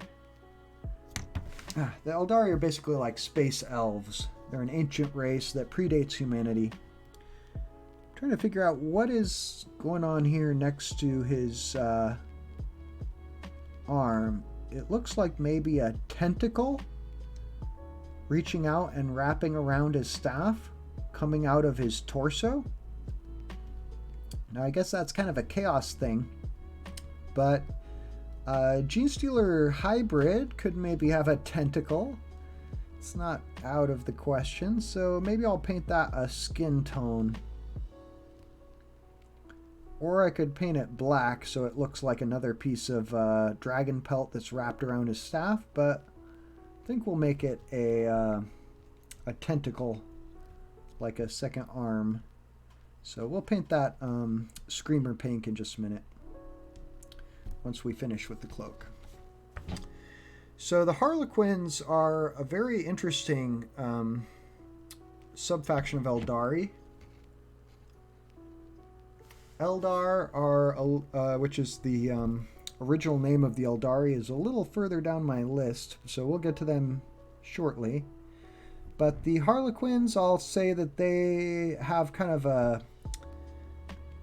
court jester kind of, or clown kind of theme, and I don't know a ton about them.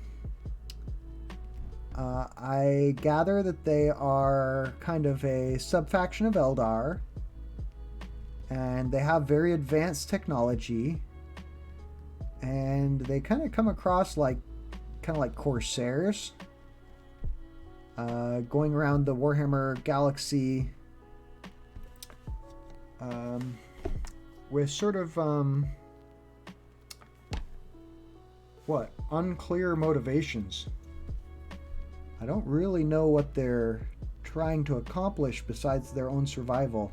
I guess the Harlequins seem a little bit playful, like life and warfare is just kind of a game to them, or else it's all part of a grand play.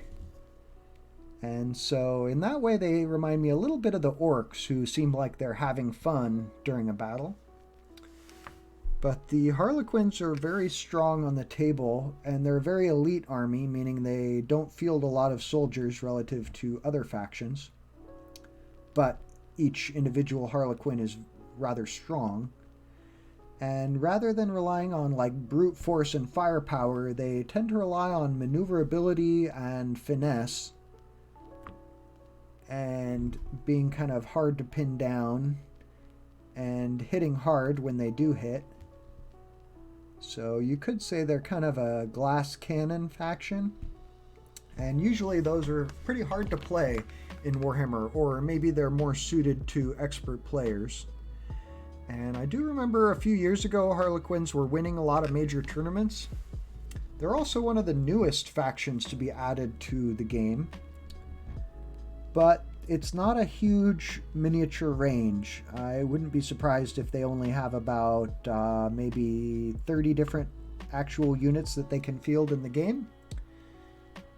So if you do like kind of a clown, jester, deck of cards kind of theme or visual style, then Drukhari might be, Harlequins might be the faction for you. And I'm sure some people it's their favorite faction. Not mine. I'm not that into them or their aesthetic, but to each their own. Painting this guy's gun holster here, trying to avoid that little gold skull on it. Let's see if we can keep him in focus there. This is not the right brush for this job, but I did it anyway. Alright, just the bottom of his holster now. Okay, that's done. He's got a belt, and I see that there's a little bit of breastplate sticking out under the belt, which I should paint silver. Maybe I should paint his belt black because he's got already brown pants, but I might want to differentiate it from the holster. Maybe not. Let's just make it all black. Paint it black, like the song. There we go.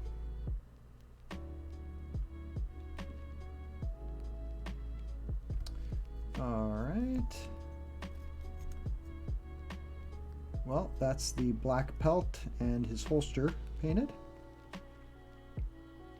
These guys do get to carry a lav's pistol in the game, so him having a holster is appropriate. Does this other guy have one? He does. They both do. Let's start with that.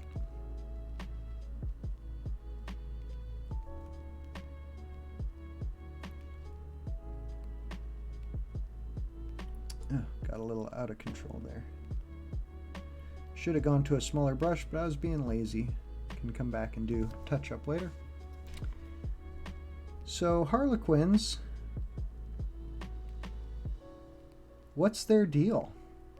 I need someone who plays Harlequins or knows their lore to fill me in a bit. But we'll move on. Next up, we've got Adeptus Mechanicus. So finally back to another Imperium faction.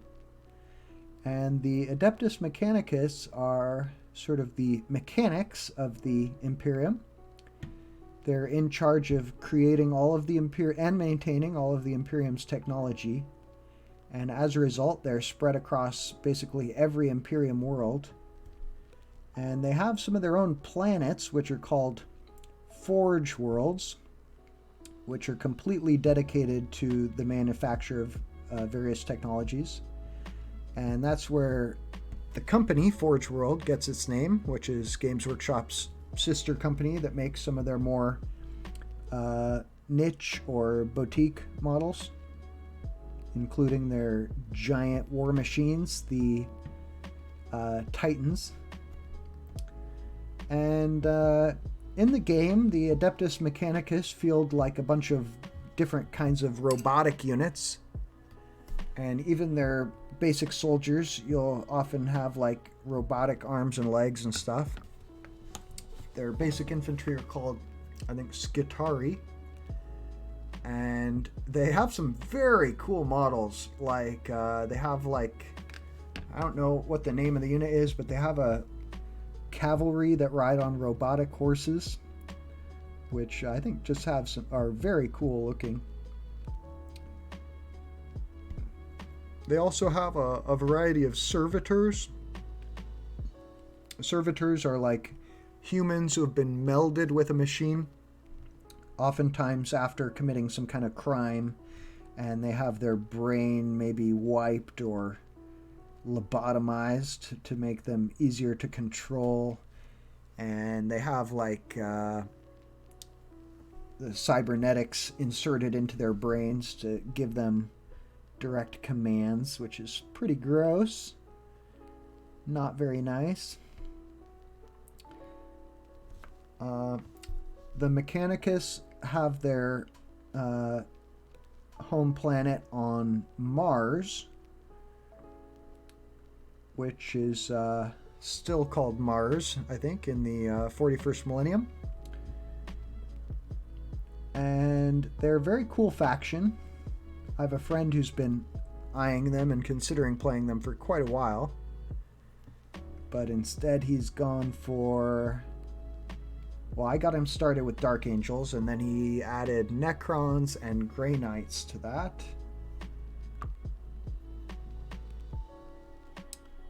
And what else? Did he get another faction?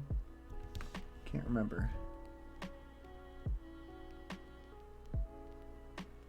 Alright. Anyway, Mechanicus are very cool. They also have different sub-factions, but I don't clearly understand how exactly that is. But I guess almost every faction in 40k will have a variety of sub-factions that you can choose from in order to give them a slightly different flavor or color scheme or whatever. And the Mechanicum are cool because they have all kinds of different robots and robotic constructions and cybernetics, and if you're into that, they might be the faction for you. And they're definitely up there, in my opinion, of factions that I like. But so far, I would say orcs are my favorite of the ones that we've covered so far. Probably followed by Space Marines. And I don't have a whole lot else to say about the Adeptus Mechanicus, except that they do field the character Belisarius Cawl, who invented the Primaris Space Marines and a whole bunch of other cool new technologies. And he's kind of like the one character in Warhammer 40k who's still inventing new things. And I guess he's got enough clout that he can get away with it without drawing the ire of the rest of the Mechanicus. And then it wasn't in the poll because it's not, they don't have a codex per se, but there is a Chaos version of the Adeptus Mechanicus, which is called, I believe, the Dark Mechanicum. And so if you wanted to play Mechanicus as a Chaos faction, I think you can, and you just call them Dark Mechanicum instead. And, you know, maybe customize your models and give them some kind of chaos taint or flair. Alright, well, we painted the dragon cloak on this guy. Starting to look pretty good. I think he was the one where we needed to come back and finish the bottom of his breastplate. I'll try and do that now, I think, while I'm thinking about it.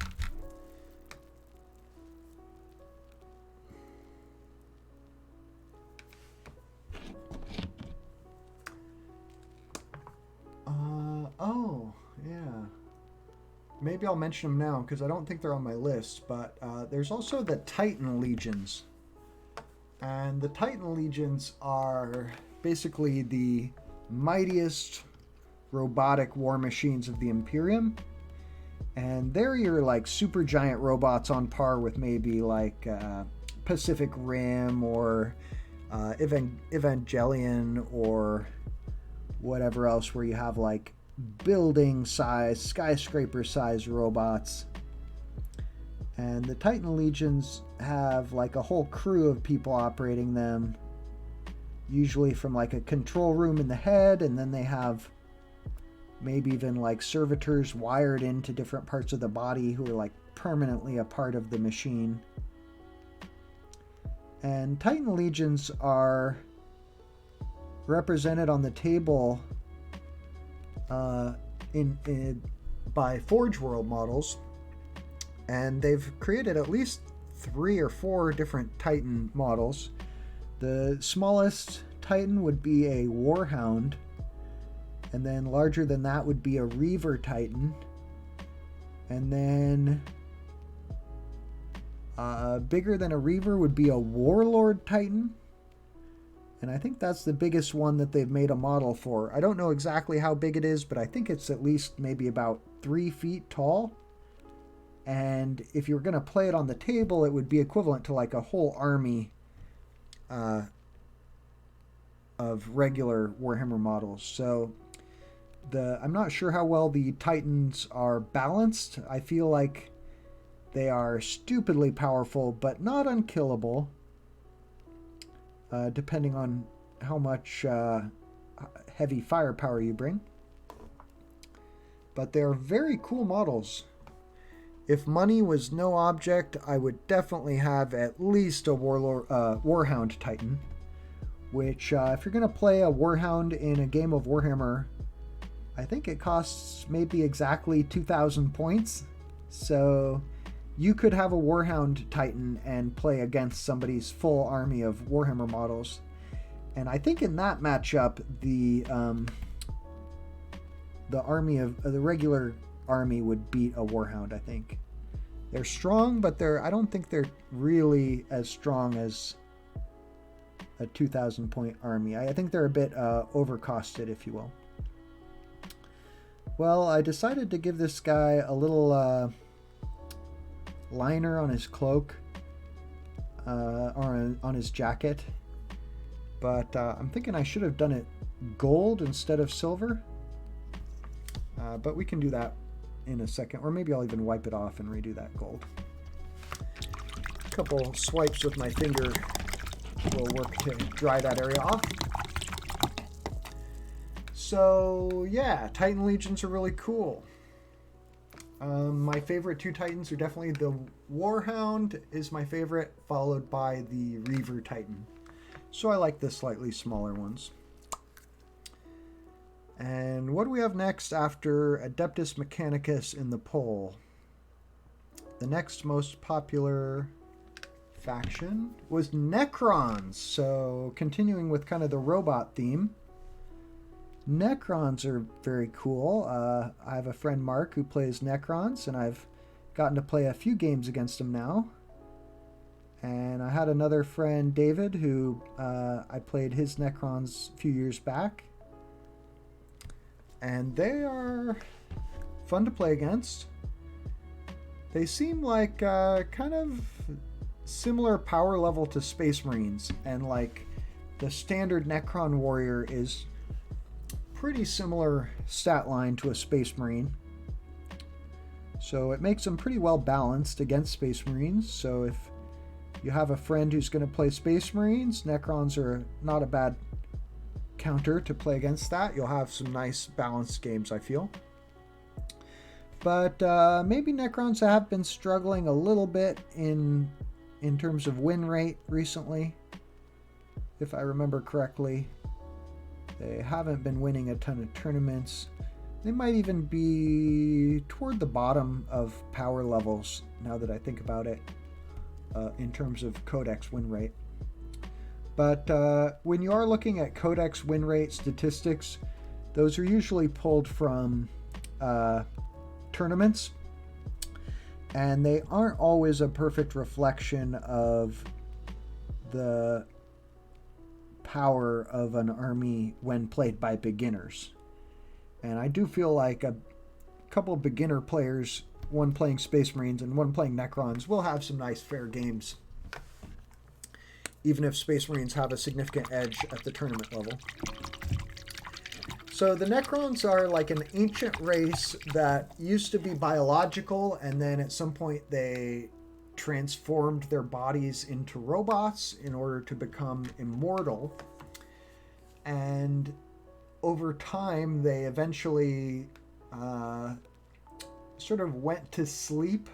Their whole societies went into stasis in like underground tombs. And occasionally the Imperium stumbles across these tombs and breaks into them and awakens the Necrons, who come pouring out to invade whatever planet. And across the galaxy, the storyline is that the Necrons are beginning to awaken en masse and attack the Imperium. So that's kind of cool. As if the Imperium needed another major threat. But some people think that the Necrons are the only hope to save the galaxy from Tyranids, because since they're not biological, they don't really give the Tyranids any biomass to feed upon. And sometimes the Necrons have even supposedly fought alongside Space Marines or other Imperium forces against the Tyranids. I think famously they once fought alongside the Blood Angels, which people give the Blood Angels a lot of grief over that. How dare you team up with Xenos robots? But they're cool looking. They're kind of like robotic skeleton soldiers. So if you dig the Terminator 2 army of robots, you get that same feeling from the Necrons. And they also have a little bit of an Egyptian flair to them, kind of like the Thousand Sons. Both Thousand Sons and Necrons use Scarab as like one of the terms for some of their troops. The Necrons have Scarab swarms, which are kind of like a swarm of little robotic insects that are used to perform maintenance on them, I think, while they're in their stasis or whatever. Oh yeah, this guy has the tentacle that we were going to paint. Let's do that. I guess this brush is good for that. It's kind of fine detail. Just going to make sure I've got enough water on the brush. Need a sip of coffee.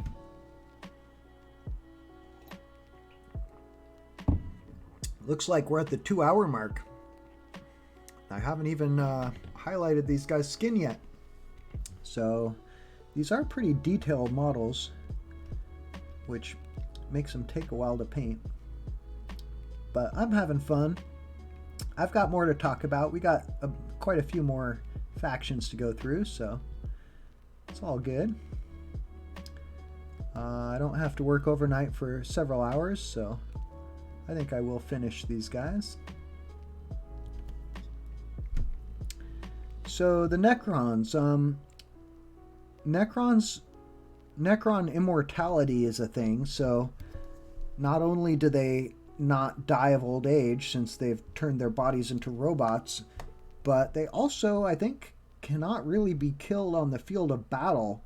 Like, if you kill a Necron, its body will, I think, actually teleport back into the tomb and begin undergoing repairs.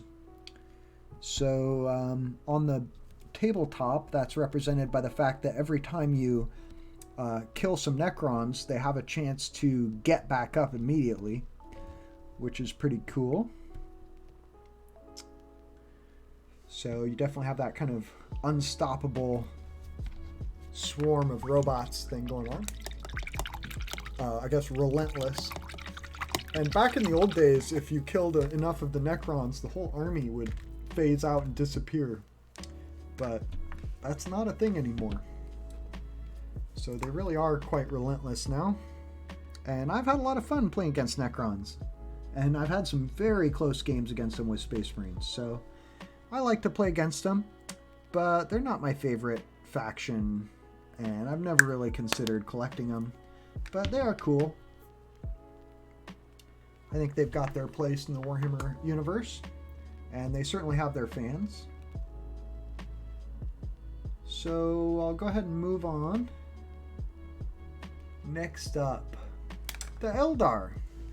So we already talked a little bit about the Harlequins. The Harlequins are Eldar. But the Eldar we're talking about here are the Craft World Eldar. And they were the first ones to have a miniature line, I think. And they're essentially like the Space Elves. And as such, they are kind of a good guy faction, as much as you have any in the Warhammer universe. But they're also kind of like dying out. The Eldar were the sort of dominant empire of the galaxy before humanity, like immediately preceding the rise of the human Imperium. And the Eldar Empire, the galaxy-spanning Eldar Empire, became kind of opulent and corrupt, I guess. And just like you might imagine if human beings had unlimited resources and time and lived a really long time, they might get up to some debauchery. And that's kind of what was going on with the Eldar. Their civilization had become kind of corrupted by its own power and prosperity.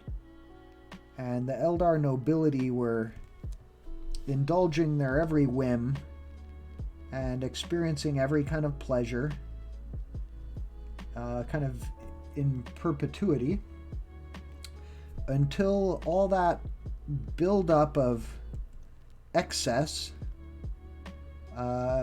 caused kind of a reflection in the warp, which is a parallel dimension that reflects real space, that eventually manifested in the form of a new chaos god, which was Slanesh, the god of excess.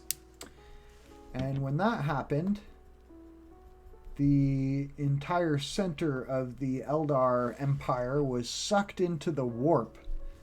And that's what created the Eye of Terror, which was kind of the biggest landmark in the Warhammer galaxy until the Great Rift appeared most recently, along with the Primaris Space Marines in the advancement of the storyline.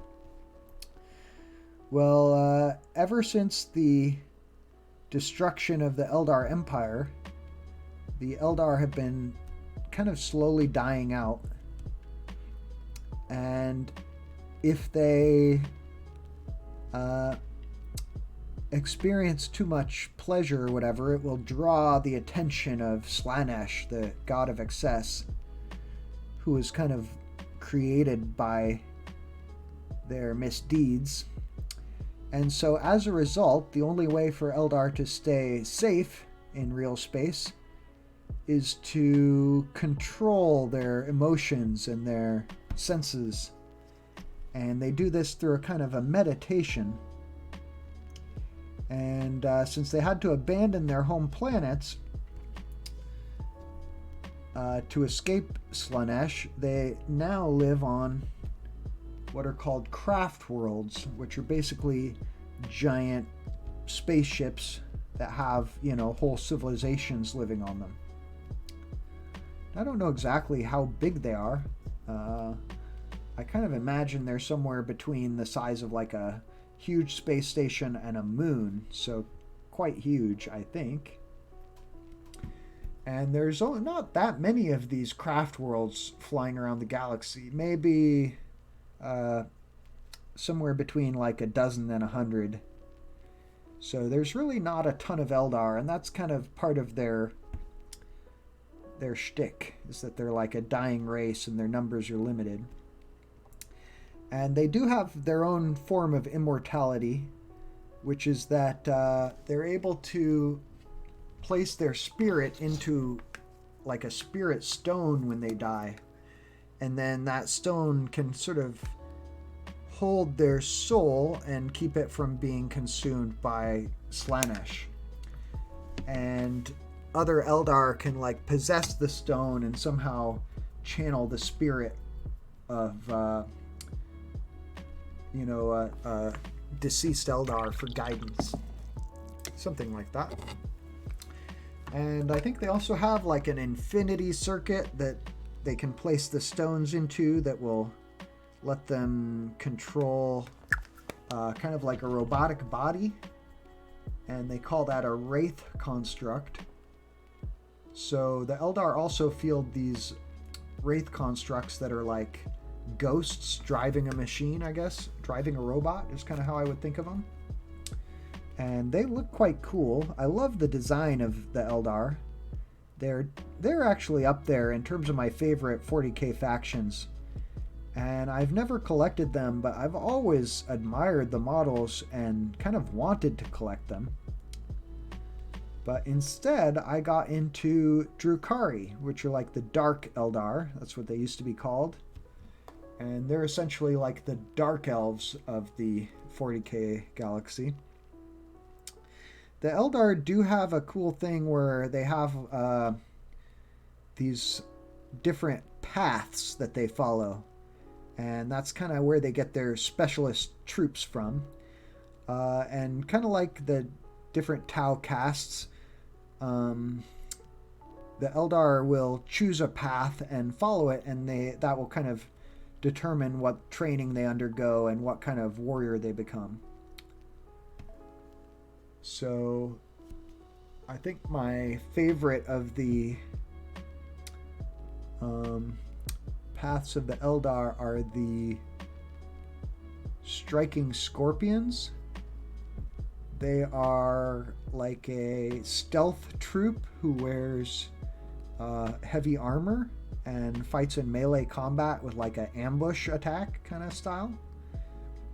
And they're called Exarch warriors, I think, the different kind of paths that the Eldar take for advanced training.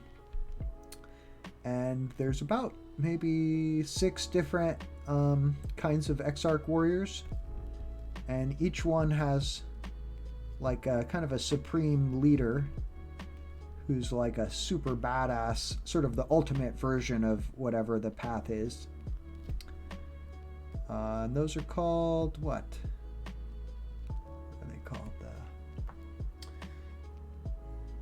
They have a cool name, but it's escaping me at the moment. Something like the Dragon Lords or something. And there's also some cool books written about the Eldar. I haven't read them, but I've heard some good things. So they are a faction that shows up a lot in the lore, and being kind of a good guy faction, they're often fighting alongside the Space Marines only to betray them later or try and manipulate them for their own ends. And for that reason, the Eldar are considered supremely untrustworthy by the Imperium. Kind of ally with them at your own risk. It might all be a trap. And I just love the models. They usually are kind of like weaker and more lightly armored than Space Marines. And similar to Harlequins, they can be kind of a glass cannon faction where you have to rely on maneuverability and careful application of superior firepower to win the game. Oh yeah, the tentacle. Let's paint that. Just doing my pink highlight on the skin. I mixed White Scar and Screamer Pink. And I'm not being super careful with this highlight. I'm just kind of getting it everywhere because I will come and add a ink wash for some shadowing. Ideally, I would be doing kind of a dry brush of this color, but my paint came out a little wet and I didn't really feel like working really hard to get the paint dry for a dry brush.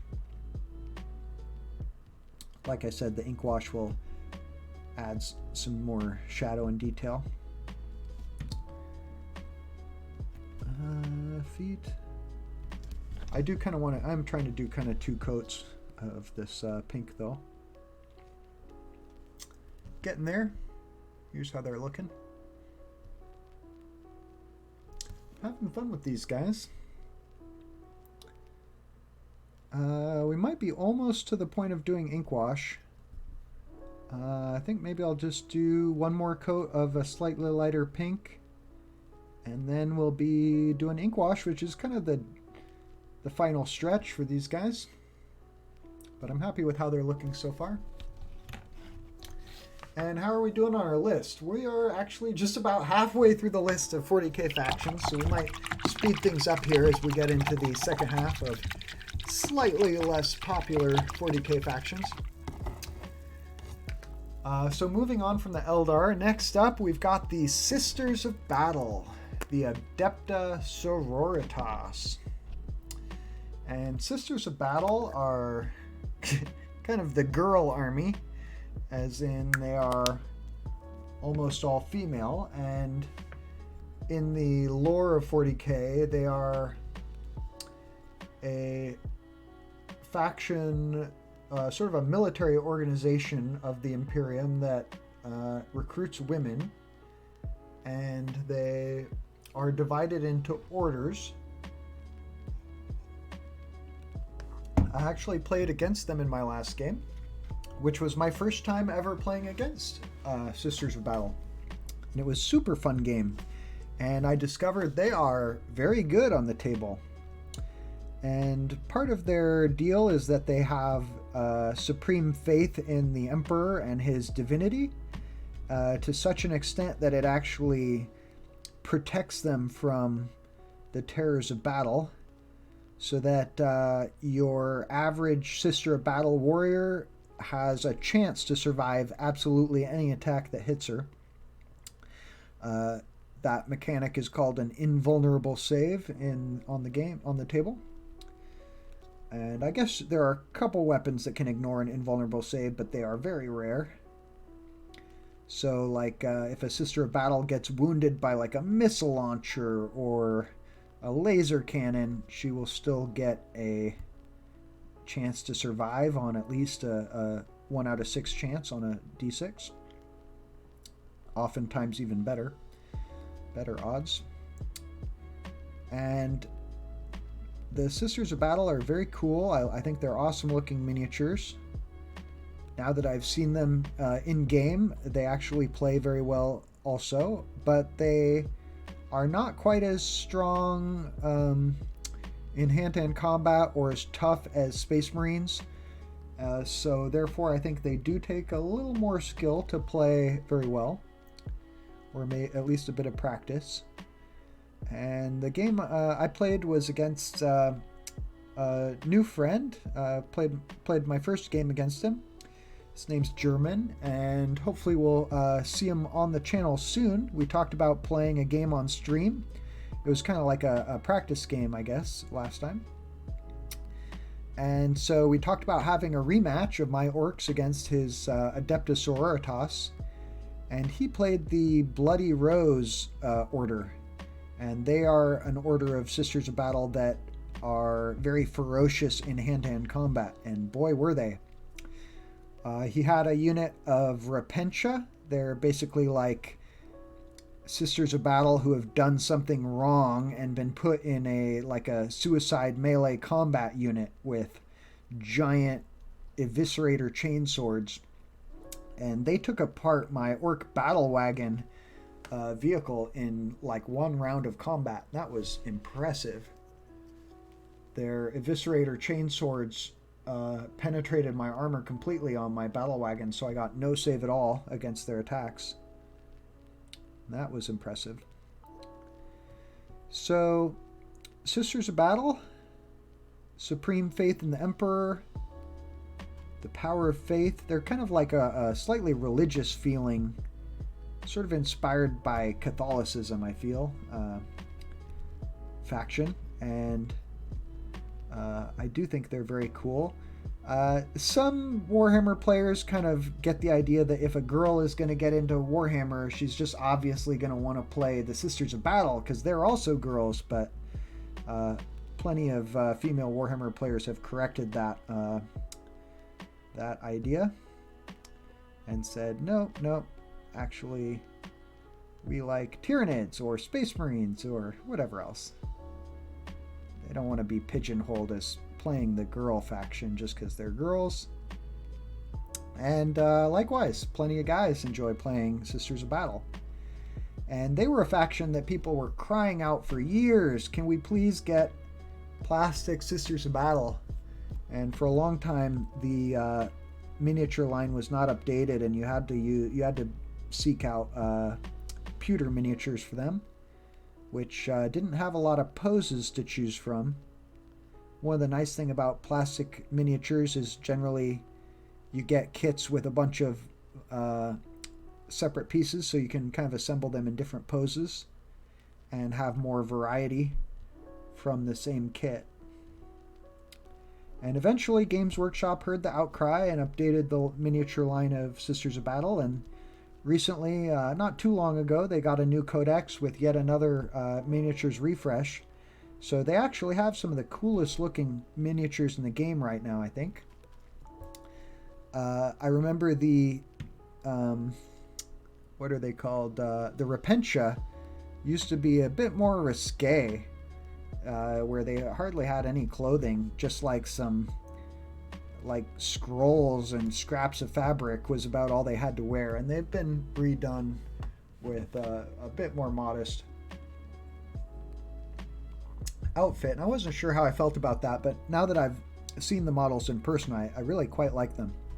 I think the Repentia look absolutely awesome with their giant eviscerator chain swords, and they have like some really cool jetpack troops. And they also have a character, Celestine, who's almost like an angel, and has literally has wings and flies and can resurrect after she's killed, I think, and is super inspiring to nearby troops, if I remember, and has her own jetpack bodyguard unit. All right, time to start with some ink wash on these guys. I think let's start with, I should just need to do the sort of little tusks or whatever, the bone spurs on this guy's icon. Gonna do those white, and just gonna do some white scar. And the paint can be a little thick.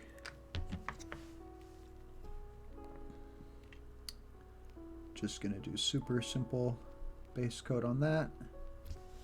And then I think base coating is done.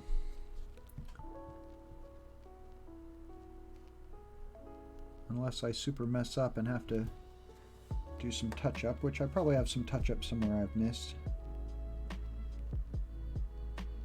But one of the nice things about an ink wash is it sometimes kind of covers up your mistakes because it settles into the cracks and the edges between where you were trying to do different colors, and kind of, if you went a little bit outside the lines, it'll often kind of cover it up. Now my white scar was kind of a little too wet, and it flowed into the recesses where I actually wanted it to kind of more settle on the raised surfaces. So I'm just going to get a little more thicker white scar and just see if I can get that base coat a little better. Yeah, good enough. All right, let's start to ink wash their jackets. We're going to use Agrax Earthshade, my favorite wash. Kind of an all-purpose brown wash that looks great on almost any color. Looks great on red. It'll certainly make any color look more brown, but that's what I'm going for here. I want their clothes to look old and dirty. The lore for my Genestealer cult is that they have been in control of the Transcendence Moon for like 100 years. And in that time, not a lot of new stuff has been produced. They're all too busy being mind controlled by the Genestealers. And so they're actually wearing like 100-year-old clothes is the idea. So that's why I want them to look all dirty and dingy. And my wash is getting onto the black, but that's not a problem. Might have to do a couple coats on this jacket because it's got such big, broad areas. The wash doesn't have any cracks to settle into like it likes to. And I'm not going to try to get it all over the silver because I would prefer to do a black ink wash on that. So, Sisters of Battle, very cool faction, but moving on. Actually, I guess I do have one Sisters of Battle unit, which is a character, Ephrael Stern, and she's cool because she can be used by any Imperium faction, and she's known as the Demonifuge, or Demonifuge, I don't actually know how you say that, but she had a comic book made about her in, I think, the early 2000s or late 90s. So you could always hunt that out if you're curious. Kind of a cool storyline, I think. I don't think I actually painted his collar, but the color of the primer is close enough, it'll work.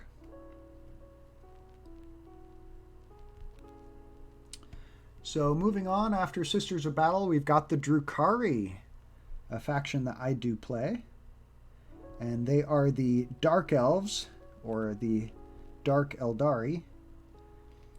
And they have been around for a while. I started with a box of Drukhari from, I want to say, 3rd edition. Back when they first introduced plastic Dark Eldar. A coworker of mine at Starbucks had it in his attic, and he heard I played Warhammer, so he just gave it to me. Free, but that was kind of like getting your first hit for free from the drug dealer. Once I started Drukhari, I had to once I had that one box, I had to flesh it out into a whole army. And I've had a ton of fun playing Dark Eldar or Drukhari. Alright, that wash is looking pretty good. Let's get more of it on his icon here. And the Dark Eldar, are the descendants of the Eldar Empire who did not take to meditation to control their dark impulses. Instead, they simply retreated into a pocket dimension that they had created called the Webway and created a big city there called Kamra, or the Dark City, where they could continue their depravity away from the reach of Slanesh, the chaos god who was trying to consume their souls. However, over time, Slanesh sort of drained their spirits. They're basically immortal, but in order to sustain themselves, they had to experience ever darker pleasures to satiate their dark appetites, and that's how they extend their lives, I guess. So they actually travel into real space to raid and take slaves and to kill in order to sustain their dark appetites. And they seem very much to me inspired by the Hellraiser movie, the fact that they have kind of this parallel world that will sometimes open up a doorway into real space, and these sort of evil creatures bent on torture come out of it. And I don't really like the whole torture theme of the Drukhari, so I don't exactly embrace that theme with my collection. The sort of torture sub-faction of the Drukhari are the Coven, or Homunculus Covens, and they field some models and creatures that are like tortured slave warriors who have like all their skin ripped off and stuff. And I'm not really that much a fan of that. So instead of those, I substitute some other models that I use as proxies for Coven units. And what I settled on were some models from a game called Wrath of Kings, which is now discontinued or out of print. And I used these sort of Fishman, Sharkman type models as my Coven grotesques. And there are some sort of like fish-like aliens in the Warhammer universe. They're not brought up very often, but they're called Piscean warriors. They've had some models released for them, at least one model, way back in the Rogue Trader days.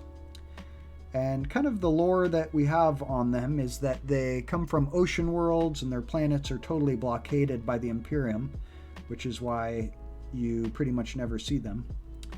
But I came up with some custom lore for my Drukhari, which is that they visit these ocean worlds and specifically recruit these Piscean warriors to serve as mercenaries. And that's what I use instead of grotesques and racks and homunculi. I use some models, some sort of ocean-themed alien models from Wrath of Kings. And I'm quite happy with how they look on the table. Most players are totally cool with it as long as you kind of explain what's what. Most people don't mind if you use some substitute models from another game, as long as they're sort of vaguely appropriate for what they're substituting as. And I have kind of backstory for my Drukhari, which is that they are my Cabal, which is like the standard subfaction of Drukhari, is led by a Eldari who's like formerly from a noble house that goes all the way back to the Eldar Empire, and that he is not such a fan of the depravity of the Dark City, and he doesn't really even like to be there. So he spends as much time as possible raiding real space, and he leads raids to the far reaches of the galaxy and scours real space for exotic beasts and poisons to bring back to the Dark City. And because he spends so much time in real space and so little time in the Dark City, any Drukhari who are trying to escape the Dark City or hide from its leader, Asdrubal Vecht, will join this cabal in order to spend time in real space instead. And Drukhari are generally not able to stay in real space for extended periods of time because the Chaos God Slanesh is hungering for their souls, and they don't have the ability or they haven't developed the ability that the Craft World Eldar have of using meditation to control their impulses. So the story I came up with for my Drukhari of how they're able to stay in real space for so long is that they use like drugs and suspended animation to basically keep themselves passed out on board their spaceships for extended periods of time. And so that's how I was able to kind of come up with my own twist on the Drukhari, a slightly less evil kind of version that is just kind of my personal backstory for my army. And I like how you can do that in Warhammer. If you don't really like the lore of your faction, you can kind of play with it a bit and come up with your own twist on it for your army. And there's not like a huge point to that, except that you can discuss it with your opponent when you're, explaining your armies or talking about your lore. And it gives you something to think about while you're painting your models or playing a game. Well, moving on from the Drukhari, we have another faction that was left off the poll, but I'm including it here because they're also a sub-faction of Eldari. And this is the Ynnari. And they're like a new development in the world of 40k, or the galaxy of 40k. And they are Eldar who have started to worship a god of death. And I think the idea is that somehow they're going to free themselves from their own eventual destruction by embracing death and transcending it. Something like that.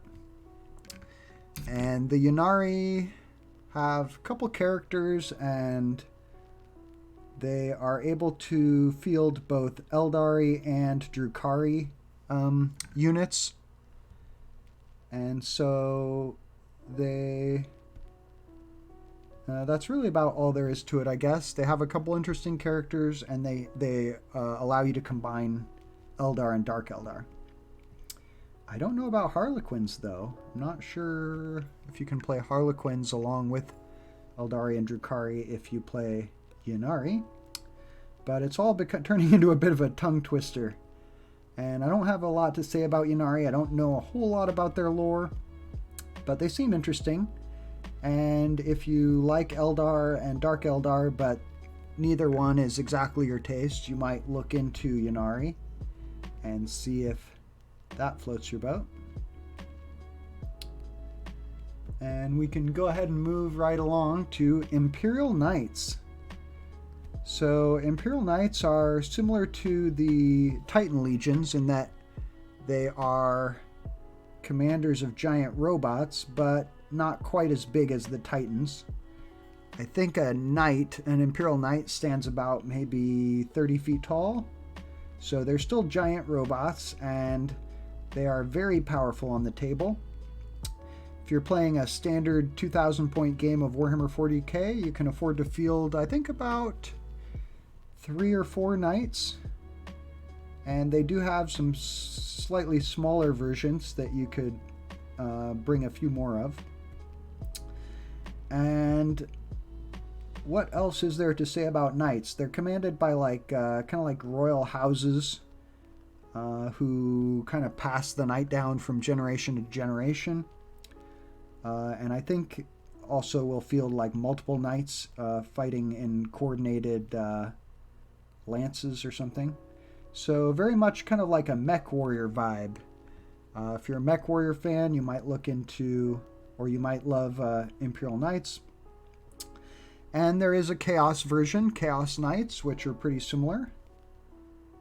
And there's also a sort of mercenary knights, which are called, I think, Free Blade Knights. So they're pretty much different styles of the same thing. And I have played a couple games against Chaos Knights, and they are very tough to beat.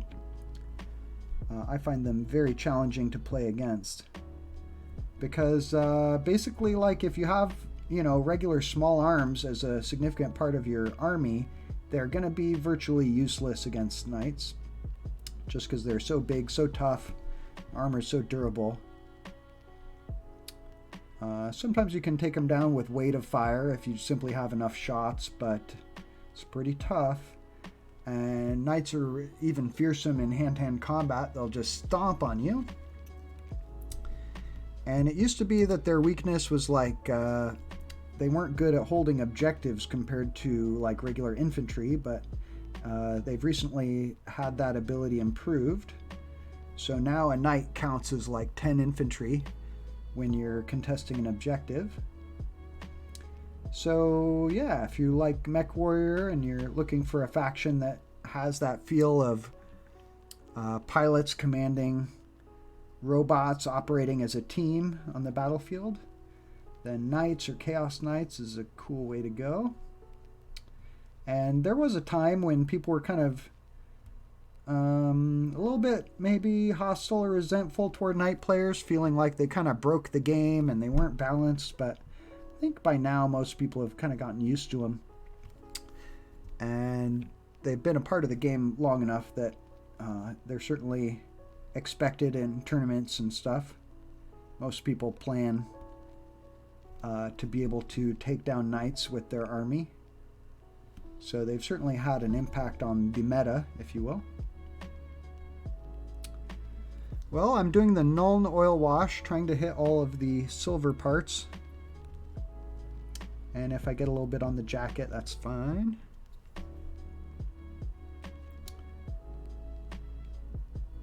So we covered Imperial Knights, Chaos Knights, Free Blade Knights. We're getting down to some of the less popular factions now. And there's nothing wrong with collecting or playing a less popular faction. I actually think it's cool because you know, players aren't going to be as used to playing against your army, and it's going to be more exciting for them to get the opportunity. And the next faction we have is Chaos Demons. And so these are basically physical manifestations of the different chaos powers who make their way into real space. And usually they're like sort of either summoned, like almost like a magic spell or psychic ritual, or they break into real space through like a portal, or else they're attracted to whatever their power of their chaos god is associated with. So warfare, for instance, might attract demons of Khorne, which are generally drawn to bloodshed and violence. Excess might attract the attention of Slaanesh demons, and so on. And so there are 4 factions, or 4 flavors of Chaos Demons based on the 4 Chaos Gods. And then there are some demons that have favor with all 4, like Be'lakor is a new greater demon model. And generally, demon armies will use a mix of swarms of lesser demons, a few big powerful demon monsters, and have access to lots of psychic spells. So pretty fun, sort of one of the more fantasy feeling factions. I'm going to go ahead and lay these guys down so their ink wash doesn't pool too bad. Although I guess then it will pool badly on the back. Looking okay. Maybe we'll leave them to dry for just a minute, and then we'll come hit them with a wash on their skin, and then we might be about done with these guys. Maybe while they're drying, I'll do a little bit of Seraphim Sepia wash on the white tusks up on his icon. So Chaos Demons, I think they're cool. The faction of Chaos Demons I'm most interested in playing would be Tzeentch, the Lord of Change. I quite like some of the Tzeentch demons that when you kill them, they break apart into smaller and smaller demons. Kind of like in Fantasia, where the broom splits into ever smaller brooms. That seems super fun to me, where the opponent just like they can kill you off, but you just keep multiplying. That's like, seems super scary. That's kind of what I was going for. I want it to be like white at the tip, and the rest could be kind of like a little bit shaded. I don't want so much wash in that little corner there. All right, there we go. That looks all right. Might come do a highlight with a little more white later on the tip. Well, let's let those guys dry for another minute before we do a wash on their skin. I don't want the washes to bleed together too much. We're going to be doing a Carroburg Crimson wash on the skin. Looks like that. It's a shade, but I call it a wash, an ink wash. All right, let's see. Just got really two real factions left. Next up, Genestealer cults, the one I'm painting right now. They're kind of bottom of the barrel in terms of popularity, and I could see it. I think they didn't appeal to me a huge amount until I started collecting and playing them, which happened because I had a bunch of Genestealers from the Space Hulk board game, and that was enough of a reason for me to start another faction, which I decided it was either going to be Tyranids or Genestealer cults, because both of those can use Genestealer models, and I had friends who already played Tyranids, so I started a Genestealer cults army just to be different.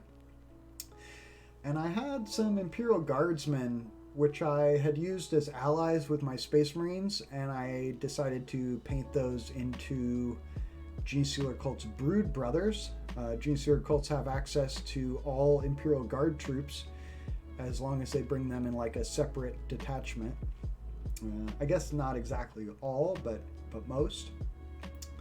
So that was kind of a reason I started them. I had some Imperial Guard, I had some Genestealers, so why not start a Genestealer cults army? And oh man, has that army multiplied. I now have so many Genestealer cults, and I'm actually working on so many more. I think I've got probably like 30 Genestealer cults models on my table right now that I've either painted or am getting ready to work on.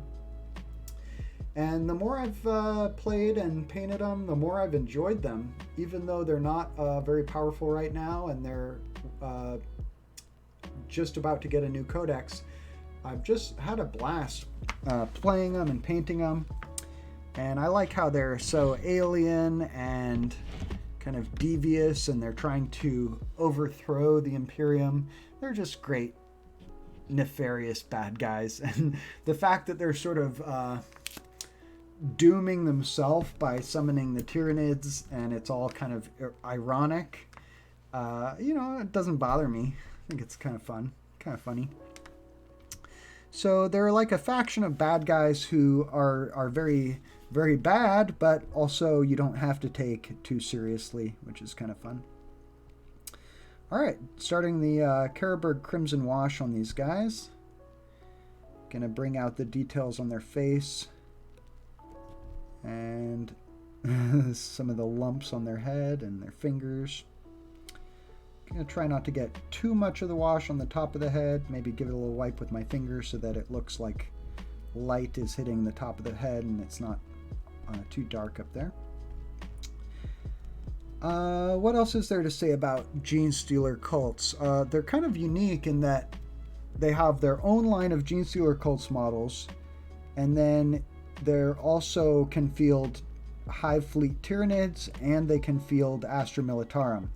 I don't think they can do both at the same time, but they can pick one or the other and have those combined with their own models. So that's pretty cool that you basically get your own stuff, but you also get everything from one other faction. It kind of means they have like a ton of models to choose from. And I'm certainly taking advantage of that. I've painted so many Astra Militarum units as Gene Stealer Cult. Brood Brothers, as they call them. So I hope they don't lose that ability. That would really invalidate a ton of my models if they did. These guys are an example. Right now, these guys I'm painting are Weird Vein Psychers, which is an Astra Militarum unit, but I am painting / converting them to be Gene Stealer Cult's Brood Brothers. And I'm actually using Chaos Psychers in this case for the actual models themselves. But the data sheet I will use, or the rules I will use, will be the Weird Vein Psychers data sheet from the Astra Militarum Codex. Let's put the ink wash on his cool tentacle here. All right.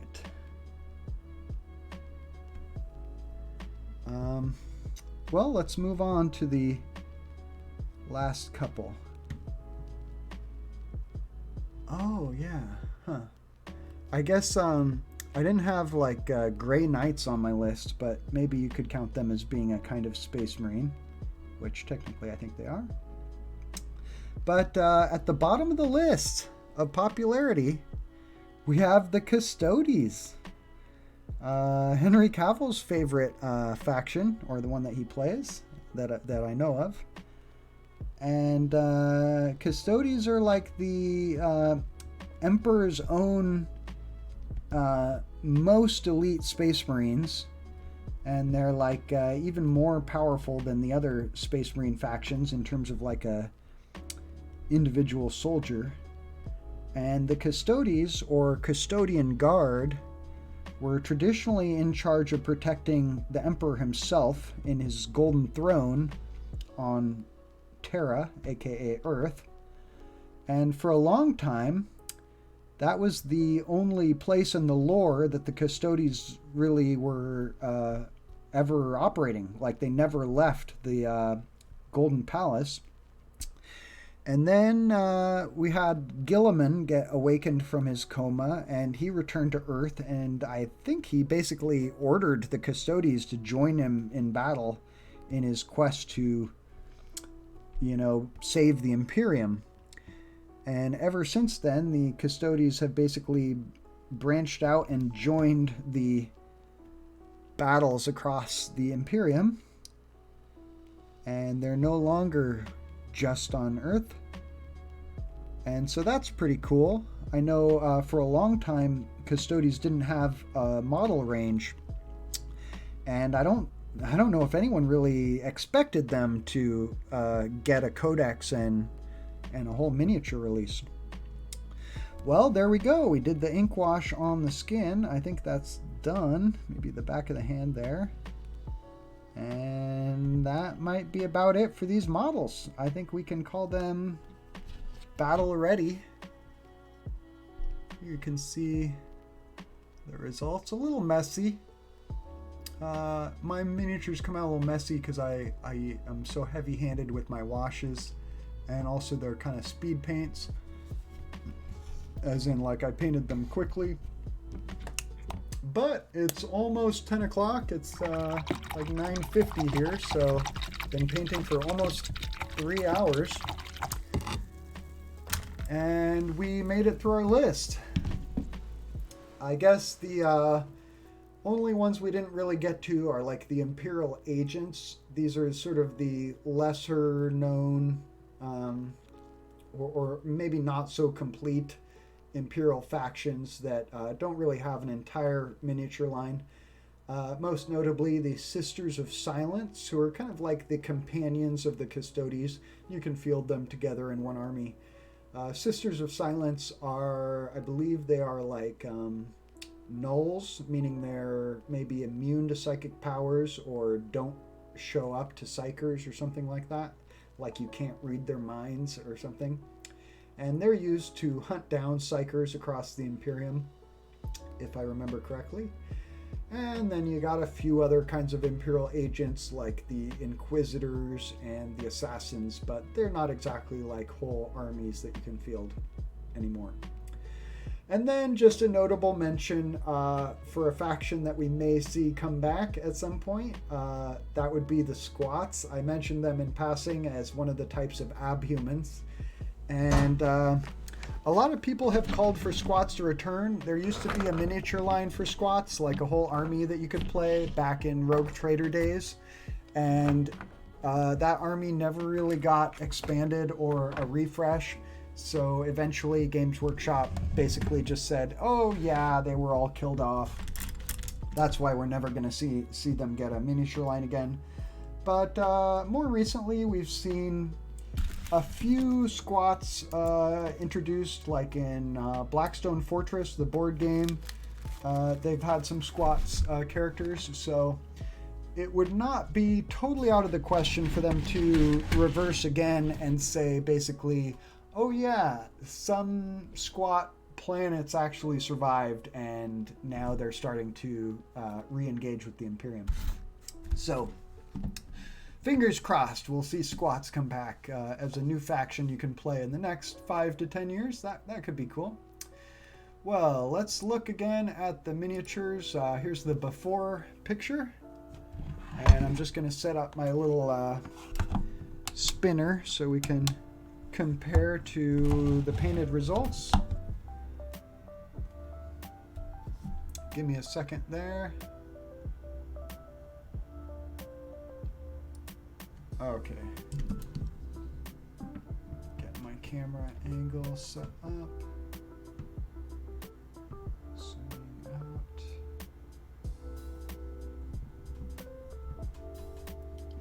These guys were fun to paint. I really like the models. So these models actually, I think, came from Blackstone Fortress, like I mentioned. And they're like Chaos Psychers. And I thought they would make cool models for Weird Vein Psychers. And that was the reason I picked them up on eBay. And I'm pretty happy with how they came out.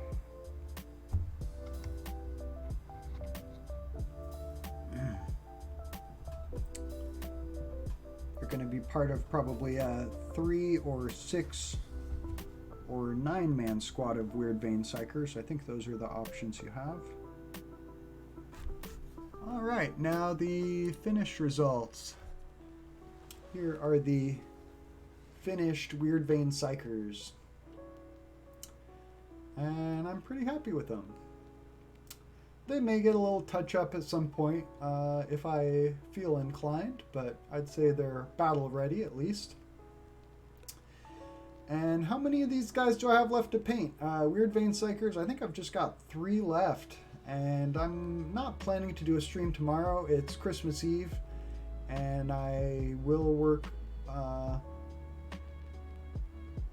Oh, wait, tomorrow's Friday. Oh, today's Thursday. I don't have to work overnight tonight. Oh, all right. I was wrong about that.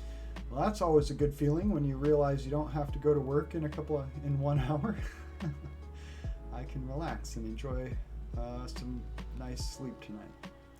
All right, well, I hope everyone has a nice holiday. Hope you get to spend some time with family and nobody falls ill and everybody goes into the new year happy and healthy. Thanks for watching this video on YouTube or joining me in my next live stream. I stream pretty much Wednesday, Thursday, Friday, 7 p.m. Pacific time. And if you're on YouTube, like the video, follow my channel, and come join me for a live stream on Twitch so we can talk about Warhammer 40k and some other games at some point. I'm really looking forward to eventually painting my new Hero Quest game and the old school 1990s Battle Masters game. So that'll be a ton of miniatures to paint. And I've been having a lot of fun doing live stream. And see you next time. Have a good one.